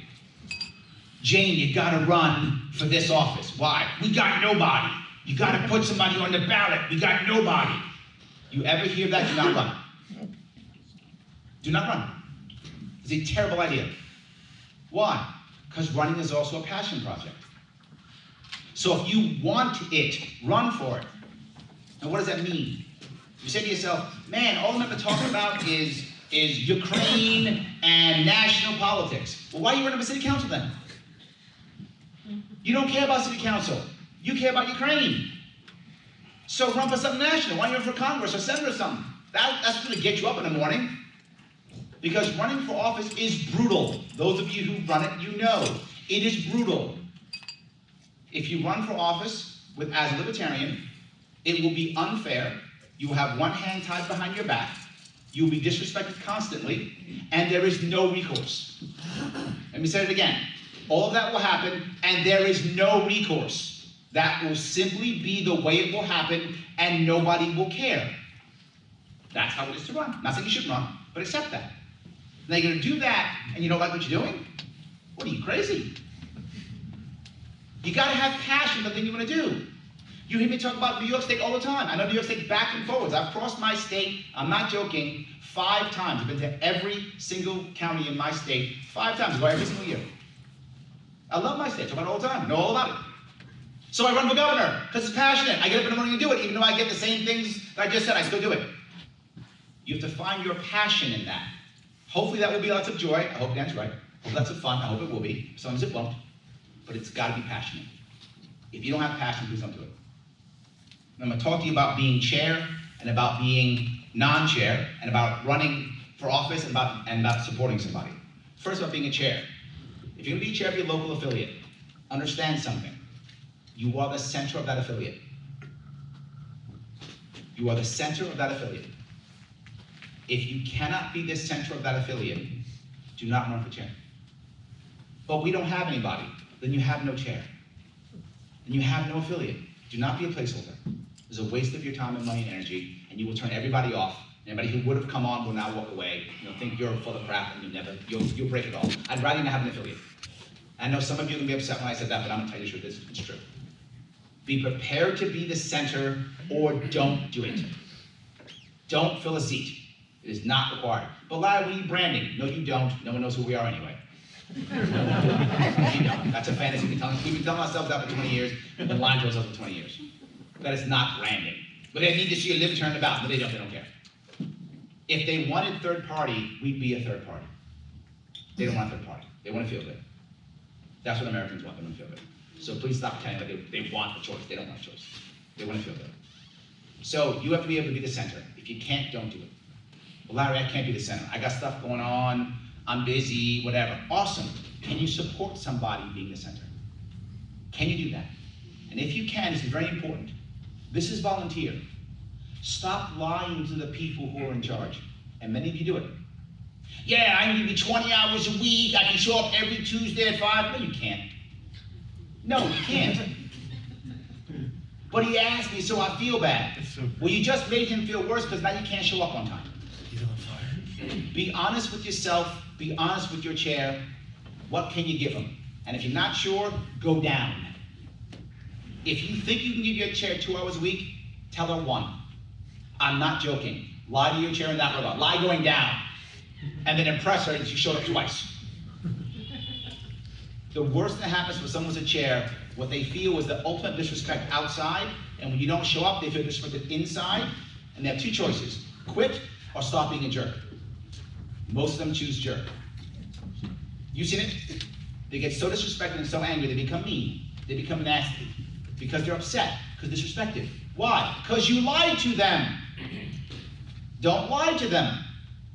Tell them, I can't give you everything you want. I think you're amazing, but you can't have it. You do that, you'll have a better chair. When you want to support somebody, don't lie. Just tell the truth, and always go down. Promise less, over-deliver if you can, but at least match the little bit. Now, at least the chair knows what they're dealing with. It's a whole lot better. What if you can be a candidate? I'm going to ask you a couple questions. Important questions. I want to run for office. Awesome. If you run for office, and get your butt kicked embarrassingly bad, if that happens, will you be better off personally or not? Well, the party, I didn't ask the party. I said you. I didn't ask the party. Will you be better off? Well, I'm going to be a martyr and save the party. You're not. You're fooling yourself. You're not going to save the party. You're not fooling. You're just fooling yourself. I'm asking you personally. Will you be better off, even if you lose?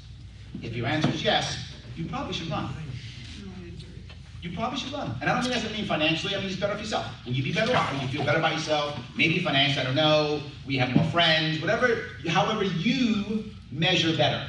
Right? However you measure. Will you be better? Number one. Number two. Can you take a knife in your back by fellow libertarians, pull that knife out and go, this is your property? Can you do that? I'm not joking. Because every one of you who's run has been stabbed in the back by a libertarian. Every one of you who's run, actually has not, has been stabbed in the back by a libertarian. If you run for office, you will be stabbed in the back by at least one libertarian. But the problem is we're too small. We can't afford a civil war. We can't afford a civil war. So you can pull that knife out, give right back.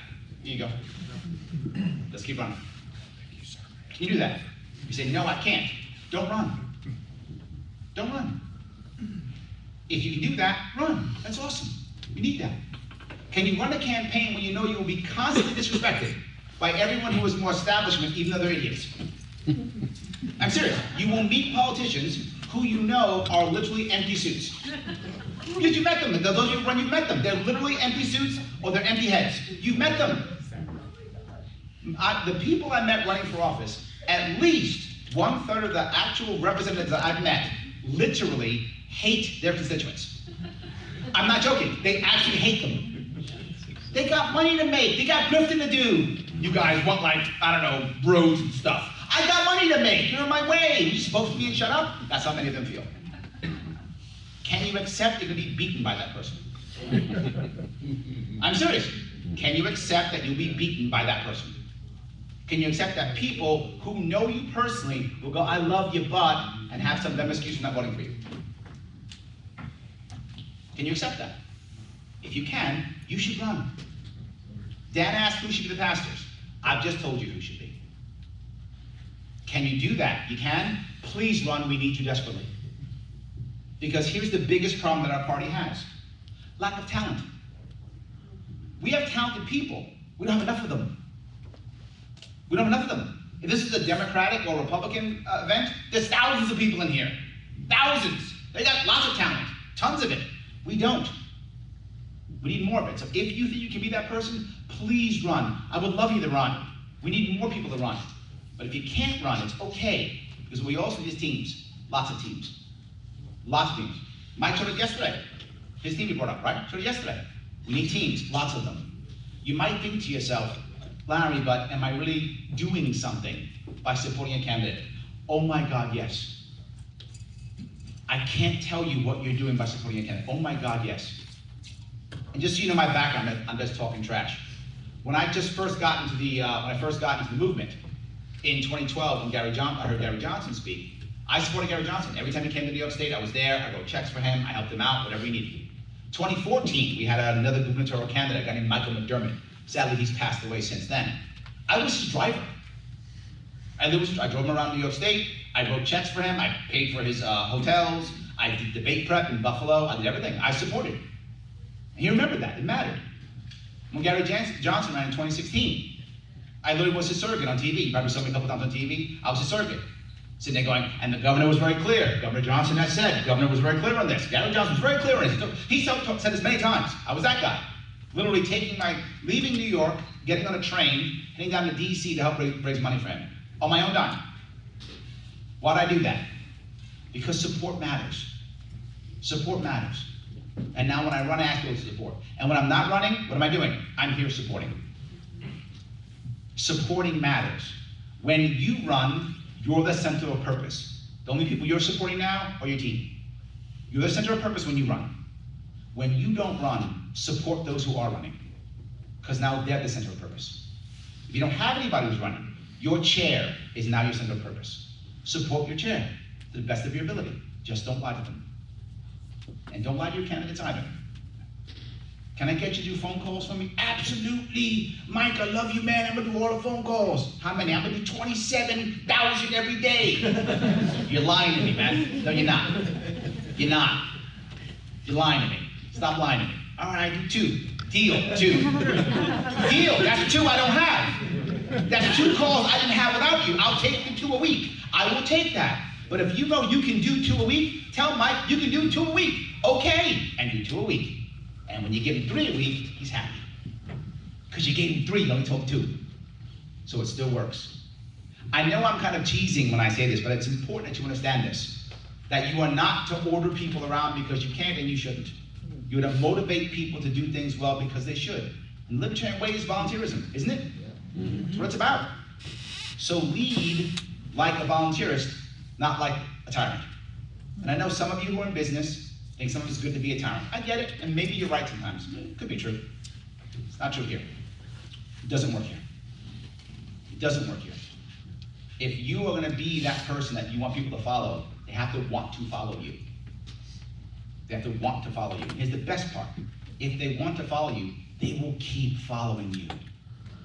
They'll keep following you even when you see things fail. Because here's the other part that we deal with constantly. If you run for office, you've seen it. Someone runs for office, things go poorly, as they often do. Now it's 2 or 3 weeks or 2 or 3 months from the campaign. And what happens?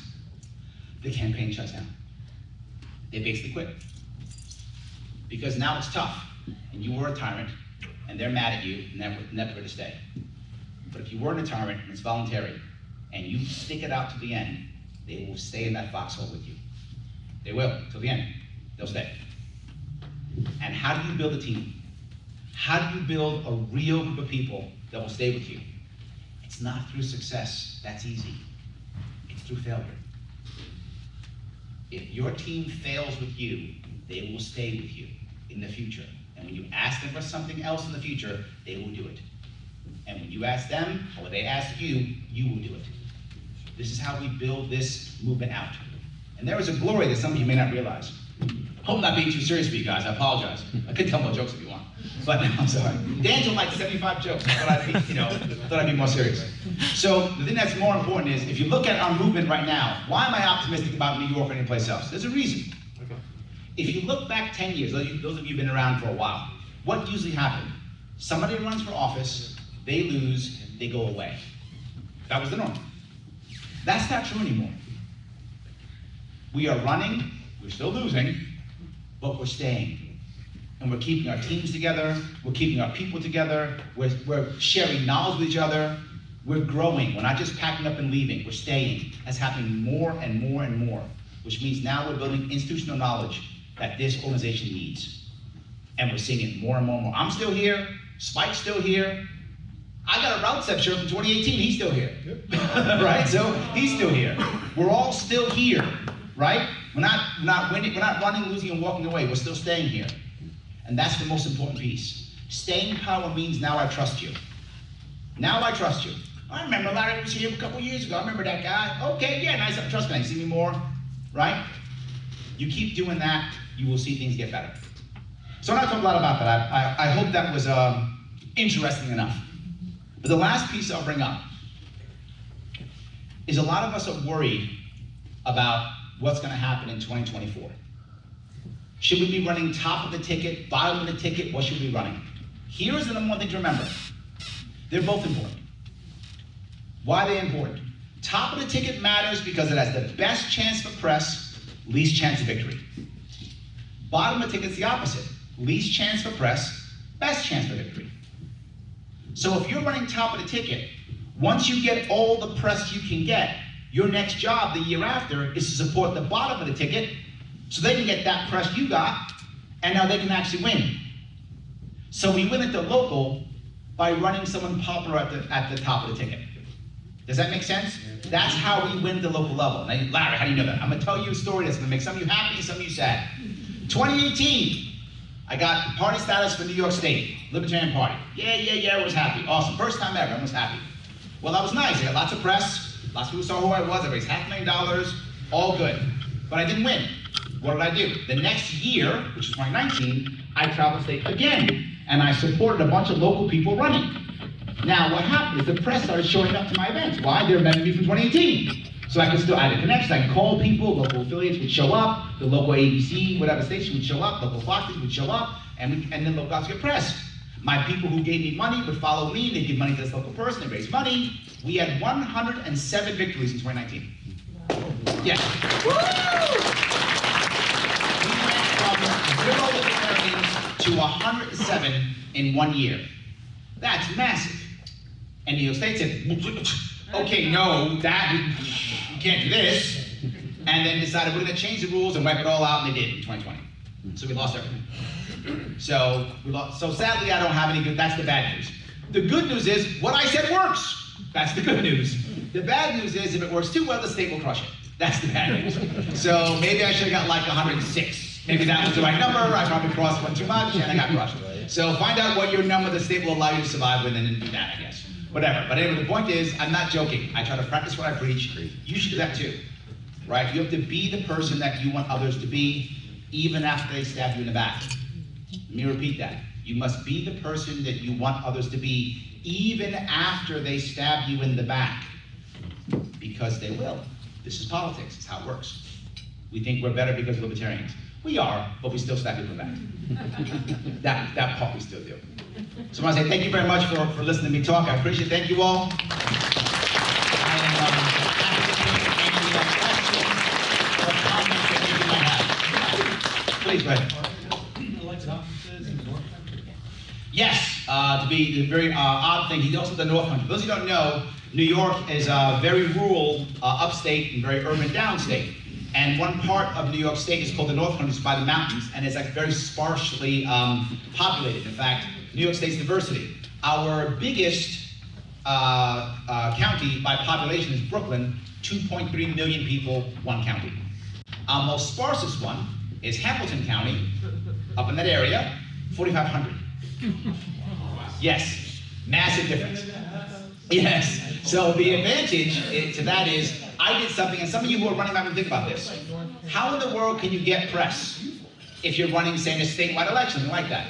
Go to places nobody else will go. That's what I did. And I went to every county. I went to the counties in the North Country where there's hardly any people, and literally I would have 8 people show up at my event. That's half the town. So I'm like, wow, I'm rocking it. 8 people. Woo! Yeah, we had to shut down the church because we couldn't. Exactly, it's crazy. Anyway, but that would happen. So my highest by percentage in precinct was actually North Country. I had certain areas where I got 26% of the vote. And the reason is, to your point, no one else would live there. So 26% of the vote was probably 100 people. Just saying, probably was 100 people. My largest by county was Steuben County, where I got 9% of the vote. That was my highest for that. So yes, so go to places where people don't go, they will actually care about you, because the amount of people who said, Larry, I voted for you because you answered my question. I got that all the time. You answered my question. I asked you a question, and I answered it. They went, oh, well, I voted for you. So that's why I got those votes. So yes, we did a lot in the North Country, sparse popular places, but there's a second reason why it matters. For those of you running should know this. Most local newspapers are dying, if not already dead. So if you get one local person to show up, that person often writes for 3, 4, or 5 papers. It's true, they often do. Sometimes under a different name, sometimes the same name. So that one person sees you and writes something, that'll be in 4 or 5 local papers. Why does that matter? All those local papers have some form of web presence, whether it's a website, Facebook page, something. You share that on your social media. Now, people outside don't know that the Hamilton Bugle only has 3 people who read it, and the other 3 pages have 9 people each reading it. They don't know. All they do is see you're in the paper 5 times. What does that mean? People will give you money. I'm not joking. People will see you doing stuff. You were out there doing stuff. You know what? I can't do stuff, but I can give them $10. That I could do. I can't do stuff, but I can give them $25. I can do that. So they will give you money because you're doing stuff. So go to these local places, get press. But here's the next piece. There's going to be a slow news day in those places. I live in New York City. You might think, well, wow, go to New York City. No, something's always happening in New York City. No one cares about what I'm doing. So I go to some small town, someplace where they have 2 choices. cover the cow escaping or me. And the cow's gonna escape next week too. So they cover me this week. I'm not joking, I go there. New York City, always something's happening. I'm never gonna make New York City news. Unless I kill somebody, then maybe. Like, if I kill somebody, just be some guy killed some guy. What do you get my name? That's what happened in New York City. So I go there. The other thing is, when you have 2 or 3 or 4 times you get mentioned in the local paper, the regional news will pick it up. Because they're looking for stuff. So you'll get a regional story. So I got, some of you might notice, I got a lot of regional news stories. Those all came from local newspapers. So yes, your points are very valid, thank you. Any other question or comment? Going once. Welcome to have you speaking longer. Oh, okay. Is there something that you want me to cover or that I didn't cover that I should be talking about? Fundraising, building a team? That's fundraising. Ah, okay. Why do we want to fundraise? You might say, Larry, is it really about the money? I'm going to give you some inside baseball. Some of you know, some of you don't. When I was running for office, I wasn't getting coverage in the newspapers, in the TV stations. I wasn't getting much coverage, very hard. So we went to him and said, why aren't you covering me? In 2018, I was literally the candidate, I was raising money, I was on the ballot, why aren't you? And they were very forward. They said, well, you don't buy ads. I said, what? Well, you don't buy ads. I said, you're the news, right? Yeah, we're the news. So I'm running for office. Yeah. I'm on the ballot. Correct. You won't cover me. Right. If I buy ads, you cover me? Yes. Literally, it wasn't even like a joke. It was straight. And we actually tested this. A year later, we had a guy, a local guy. We raised $11,000 for him. And we got a small, a small package for him at a news station / newspaper. Literally, after we gave him the check, the sales rep said, great, let me introduce you to our political reporter. It was literally pay to play. Like literally. Here's your check, here comes reporter. That's the reason why we must raise money. Because the average voter still pays attention to TV and newspapers and such. That still makes it valid for them. Second piece, you might say, well, Larry, you weren't in the polls in 2018. You didn't get in any polls. I didn't. So we called the pollsters. Why am I not in the poll? Well, you don't buy the poll. What? You don't buy the poll. So if I buy the poll, I'm in the poll? Yeah. 100%. What do you think? Of course. How else are you going to get in the poll? Because they love you? No, you. Give us money and put you in the poll. I said, okay, how much it cost? $40,000. $40,000 for a poll. Now I got savvy the next time I ran. In 2022, I convinced a couple of donors to buy some polls early on because I figured out from 2018. So for those who might have paid attention, you know, I polled very well last year. I polled at 6% in December 2021 before I announced. I was at 6% across New York State. I polled that because, of course, I was in the poll. Why? I bought the poll. That's why we must raise money, because this system is pay to play. But there's one other thing. No one paid attention to me. I got no free press until one thing happened. I broke the $500,000 mark. Once I raised $500,000, they started calling me. Because they actually check your filings to see how much money you're raising. They do. Once you hit a certain number, and my number I know in New York State is $500,000, that's the number, I don't know why, but that's the number. Once you hit the number, press calls you. Now you get free press. Why? Because you raised money. Was I a better candidate? No. Was I smarter? No. Were my policies any better? No. But I raised money, so I was now valid. So they are judging you by how much money you raise. This is why I push fundraising so much. People wonder why I push it. It's because it matters. The press will give you free press if you raise a certain amount of money. You can get in the polls if you buy the polls. You can get coverage if you buy ads. It is all about the money. I wish it wasn't so much pay to play. It's one of the reasons why I ran in 2022, because I found all this out in 2018. And I was so upset with how broken the system was, I wanted to fix it. So I ran again, trying to repair it this time. Clearly it didn't work, but that was what I was trying to do. That's why I push fundraising. And then, how should you think about fundraising? Most people don't like fundraising. They don't like it, most don't. Most don't want to ask for money. I get it. But I want you to think about something. Only some of us should be pastors. Not all of us should be pastors. Some of us should be pastors. For those of you who want to be a pastor, you should be great. I'm now running for office. Good for me. For those of you who aren't, the pastor is doing something that you're not. Do you care about that? If you don't support him, don't give him money. If you do, why wouldn't you pay him?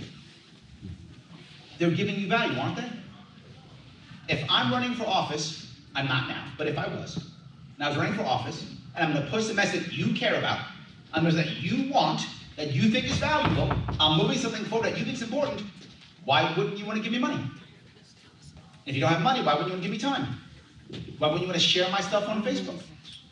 Or share my stuff on Twitter? Does that make sense?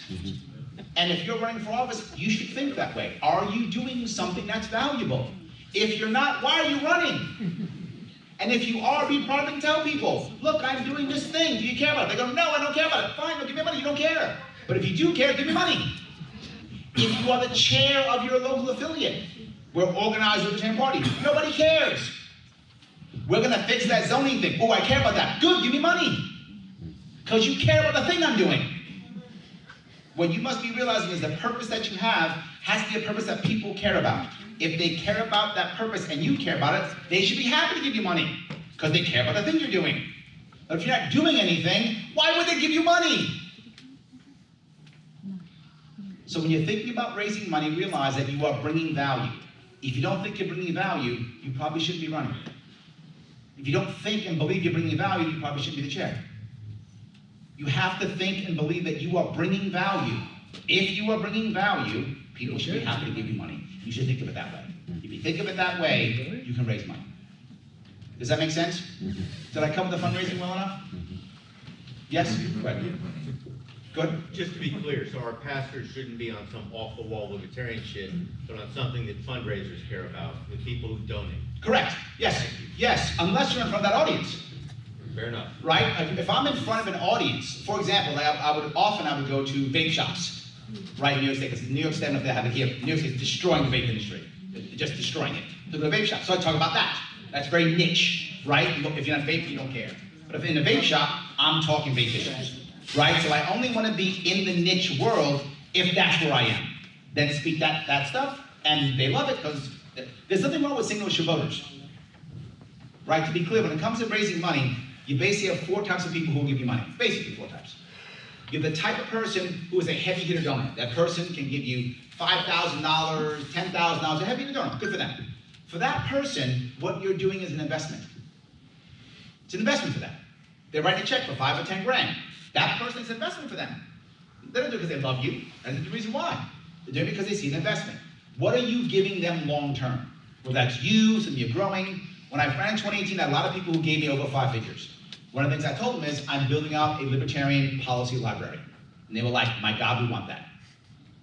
And if any of you go to loudershop.com, it's still up, I've never taken it down. It's a bunch of libertarian policies. I still, for those of you who follow me, I still have monthly policy meetings. I'm not running. I'm always building policy out. I'm always bringing policy out, always. Why? Because people donate because they see value in that. A lot of heavy hitters see value in that. You write me a big check, so I keep bringing a lot of policy. I make my policy library. Right? Now that may not be you, that may be you. Who cares? Whatever. They see you as an investment. Right? Now you have a smaller donor. The smaller donor often says, I want to be part of something. I care, I want to be part of it, but I can't do it. Right? I got family, I got stuff I'm doing. I can't be part of this thing. I want to be, let me give you 25 bucks, I like you. I'll give you 25 bucks. Right? So I'm part of something. I'm helping out. I'm doing what I can. I got stuff to do. I get it. A lot of people in that world. There's also the single issue person. The person says, all I care about Second Amendment, nothing else. That's all I care about. I don't care. You wanna kill babies in the street? Fine. Can I keep my gun? You can. Done. I'm in. Vote for you. Don't care. All they care about one thing only, right? They only care about the one thing.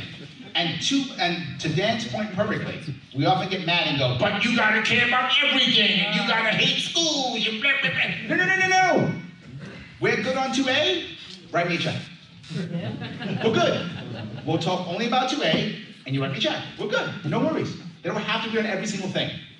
So you can find single issue voters too. They're totally fine. Right? They're only about one thing. We're good on that one thing. Maybe they only hate schools. That's all they are. Private schools. When I'm in New York State, homeschooling. Massive for me. Homeschoolers love me. Homeschoolers love me. They may still think everything else I think is bad, but they love homeschools and give me money for that. So we can do that too. So single issue voters are great. The last piece I'll bring up with that, and then I'll wrap it up. Most people, when they come to our party, when they come to our movement, remember something. They don't come here libertarians, right? They don't come here libertarians. They come here as someone who's pissed off at their own party or mad at the system. That's why they come to us initially. Keep that in mind. The story I tell often is when I was in New York, I was early in the movement, maybe for me, maybe 2013 maybe for me. Young guy comes to one of our events, probably 19 years old. He shows up and he says, hey guys, I'm so glad I found your event on Meetup or whatever it was. Love libertarians. You guys don't hate NASA, do you? That's what he said. Now, what do you think he did? Yes, immediately attacked him, how dumb NASA is. Oh my God, private sector goes so much better, blah, blah, blah, blah. He never came back. Now, what we should have done is go, let's not talk about NASA. Why'd you come? That's what we should have done. Why'd you come? Oh, because I hate regulation on business. Awesome, us too. Have a seat. That's what we should have done. That's what we should have done. We'll get to NASA later. The reality of it is, if we let people in 1 year, one of two things will happen. They'll leave because they realize they're Republicans, Democrats. It's possible. They're mad they're down now. They'll stay for a couple months, they'll leave. Or two, they'll become one of us. That's how it works. So we need to be open. Gatekeeping should not be for people who are in the party.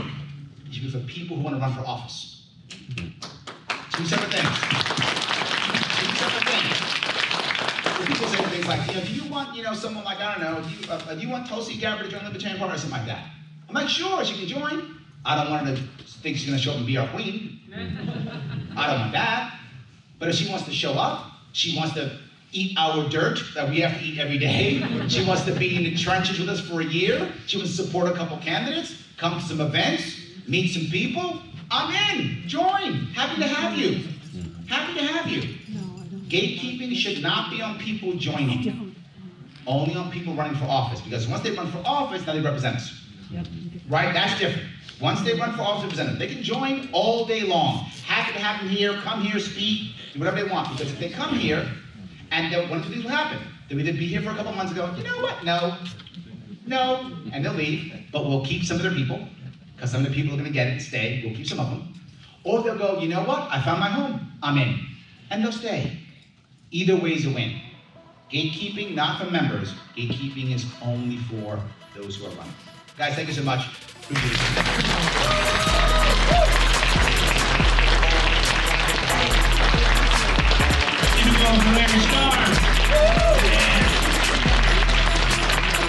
Let's not forget Patrick Mann.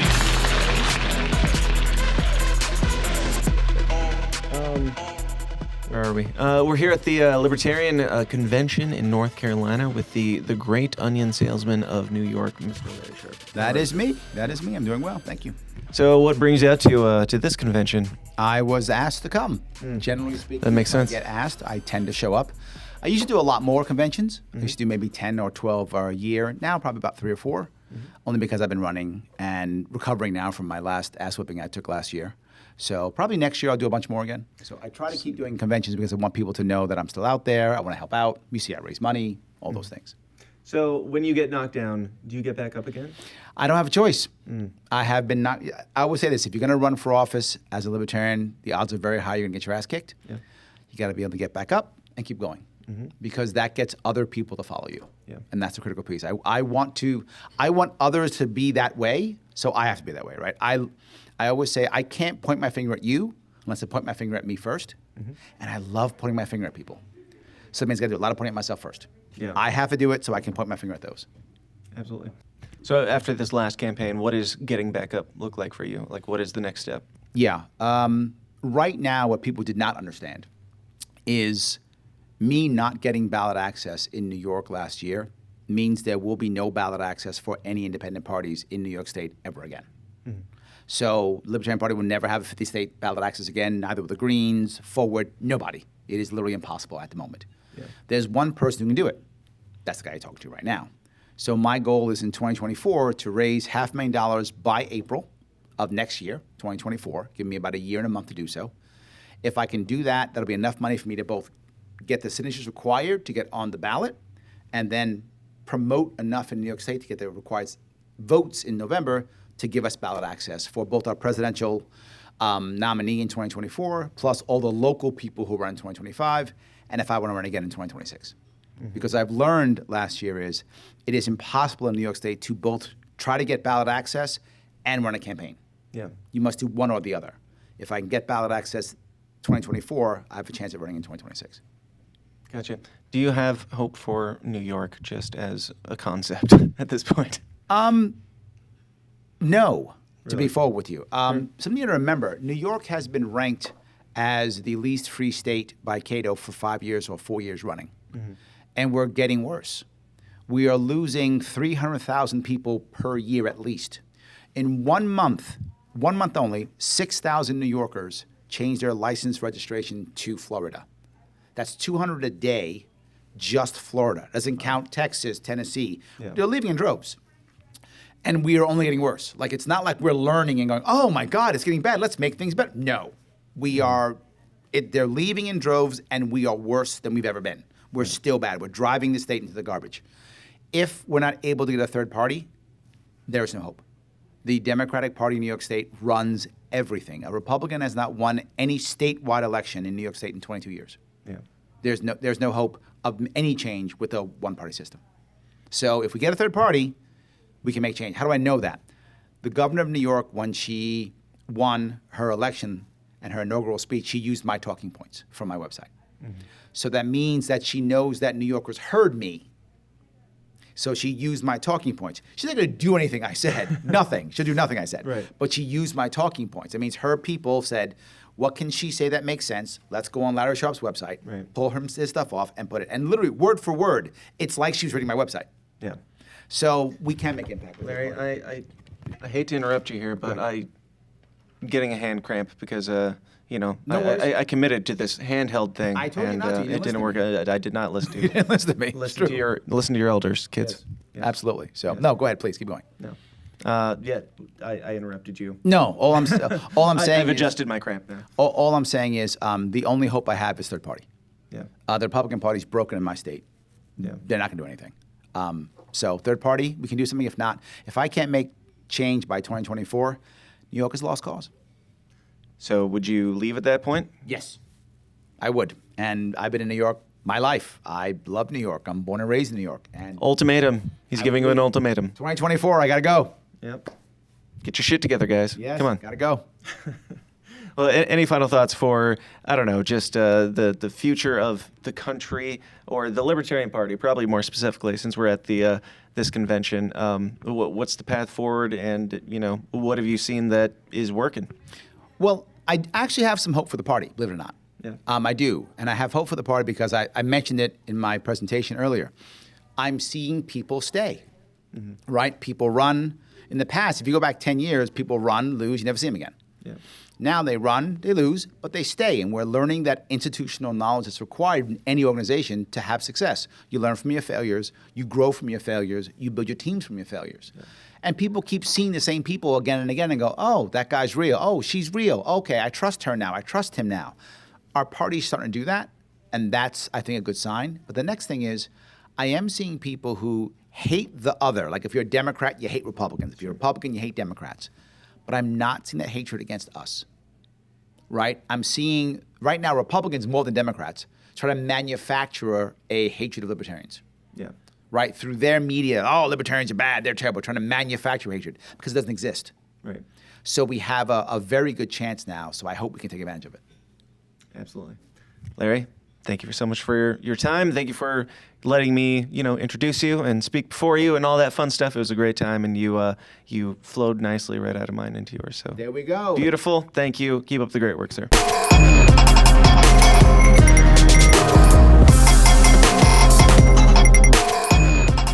This is Noah and Mac. They held the camera. You slow down the pass. Yes, that is libertarianism. Thank you.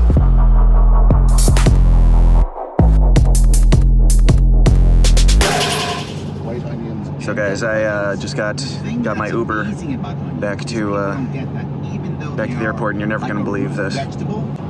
She gets some sweetness and hardly any carbs. Onions are gonna make you chilled out. They're gonna make you happy. They're gonna satisfy you, give you some sweetness, and low on carbs. You can't beat that, man. It's world famous onion salesman Larry Sharp. Larry, hey. Hey.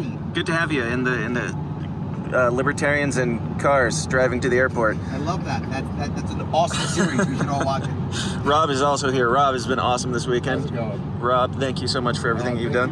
He's our Libertarian Uber driver. Yeah, this is wrapping up the episode. If anybody has any thoughts, anything you want to rant about, it can be, we were talking about conspiracies a little bit earlier. That's always fun. But any topics you guys want to throw out there? Always remember, whatever's a conspiracy now, 10 to 20 years later, is a fact. That's right. It's prophecy. Yep. Rob, what's your favorite conspiracy theory? My favorite conspiracy theory, when they came out and said, well, we've got this Wuhan Virology Institute that has the exact logo as the umbrella corporation in Resident Evil that happens to be the only place in the world that studies this disease, but it came from the wet market. Yep. And if you say otherwise, you're a racist. See, that's the thing. I used to talk about conspiracy theories, like the old fun ones, early on in the show, and now I'm just find myself just talking about the news because the news is all just conspiracy theories. What's your conspiracy stance there? My stance on conspiracy? How thick is your tinfoil hat? Actually not that thick because I tend to. Well, then your brain's not very protected. I don't really. I let it all come in. I don't really mind. I let it all come in. I don't want to cover it up. I want it all to come in. If the aliens want to take over my mind, I'm up for it. I'm open to hear the aliens' point of view. Awesome. What would be your libertarian message to our alien overlords that are certainly coming any day now?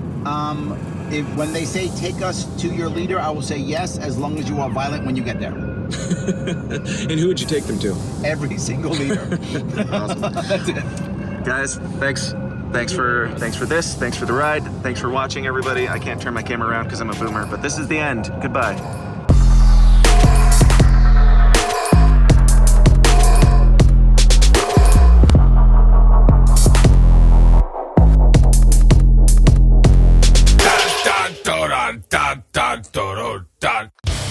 Hey guys, thanks for watching. Be sure to like and subscribe on your way out and help us change the world one uncomfortable conversation at a time. And if you like what you hear and you want to hear more, go join the Downers Club at patreon.com/thesystemsdown for bonus episodes of the show every single week. Until next time, please continue to question everything, stay uncomfortable, and I'll talk to you then. Thanks.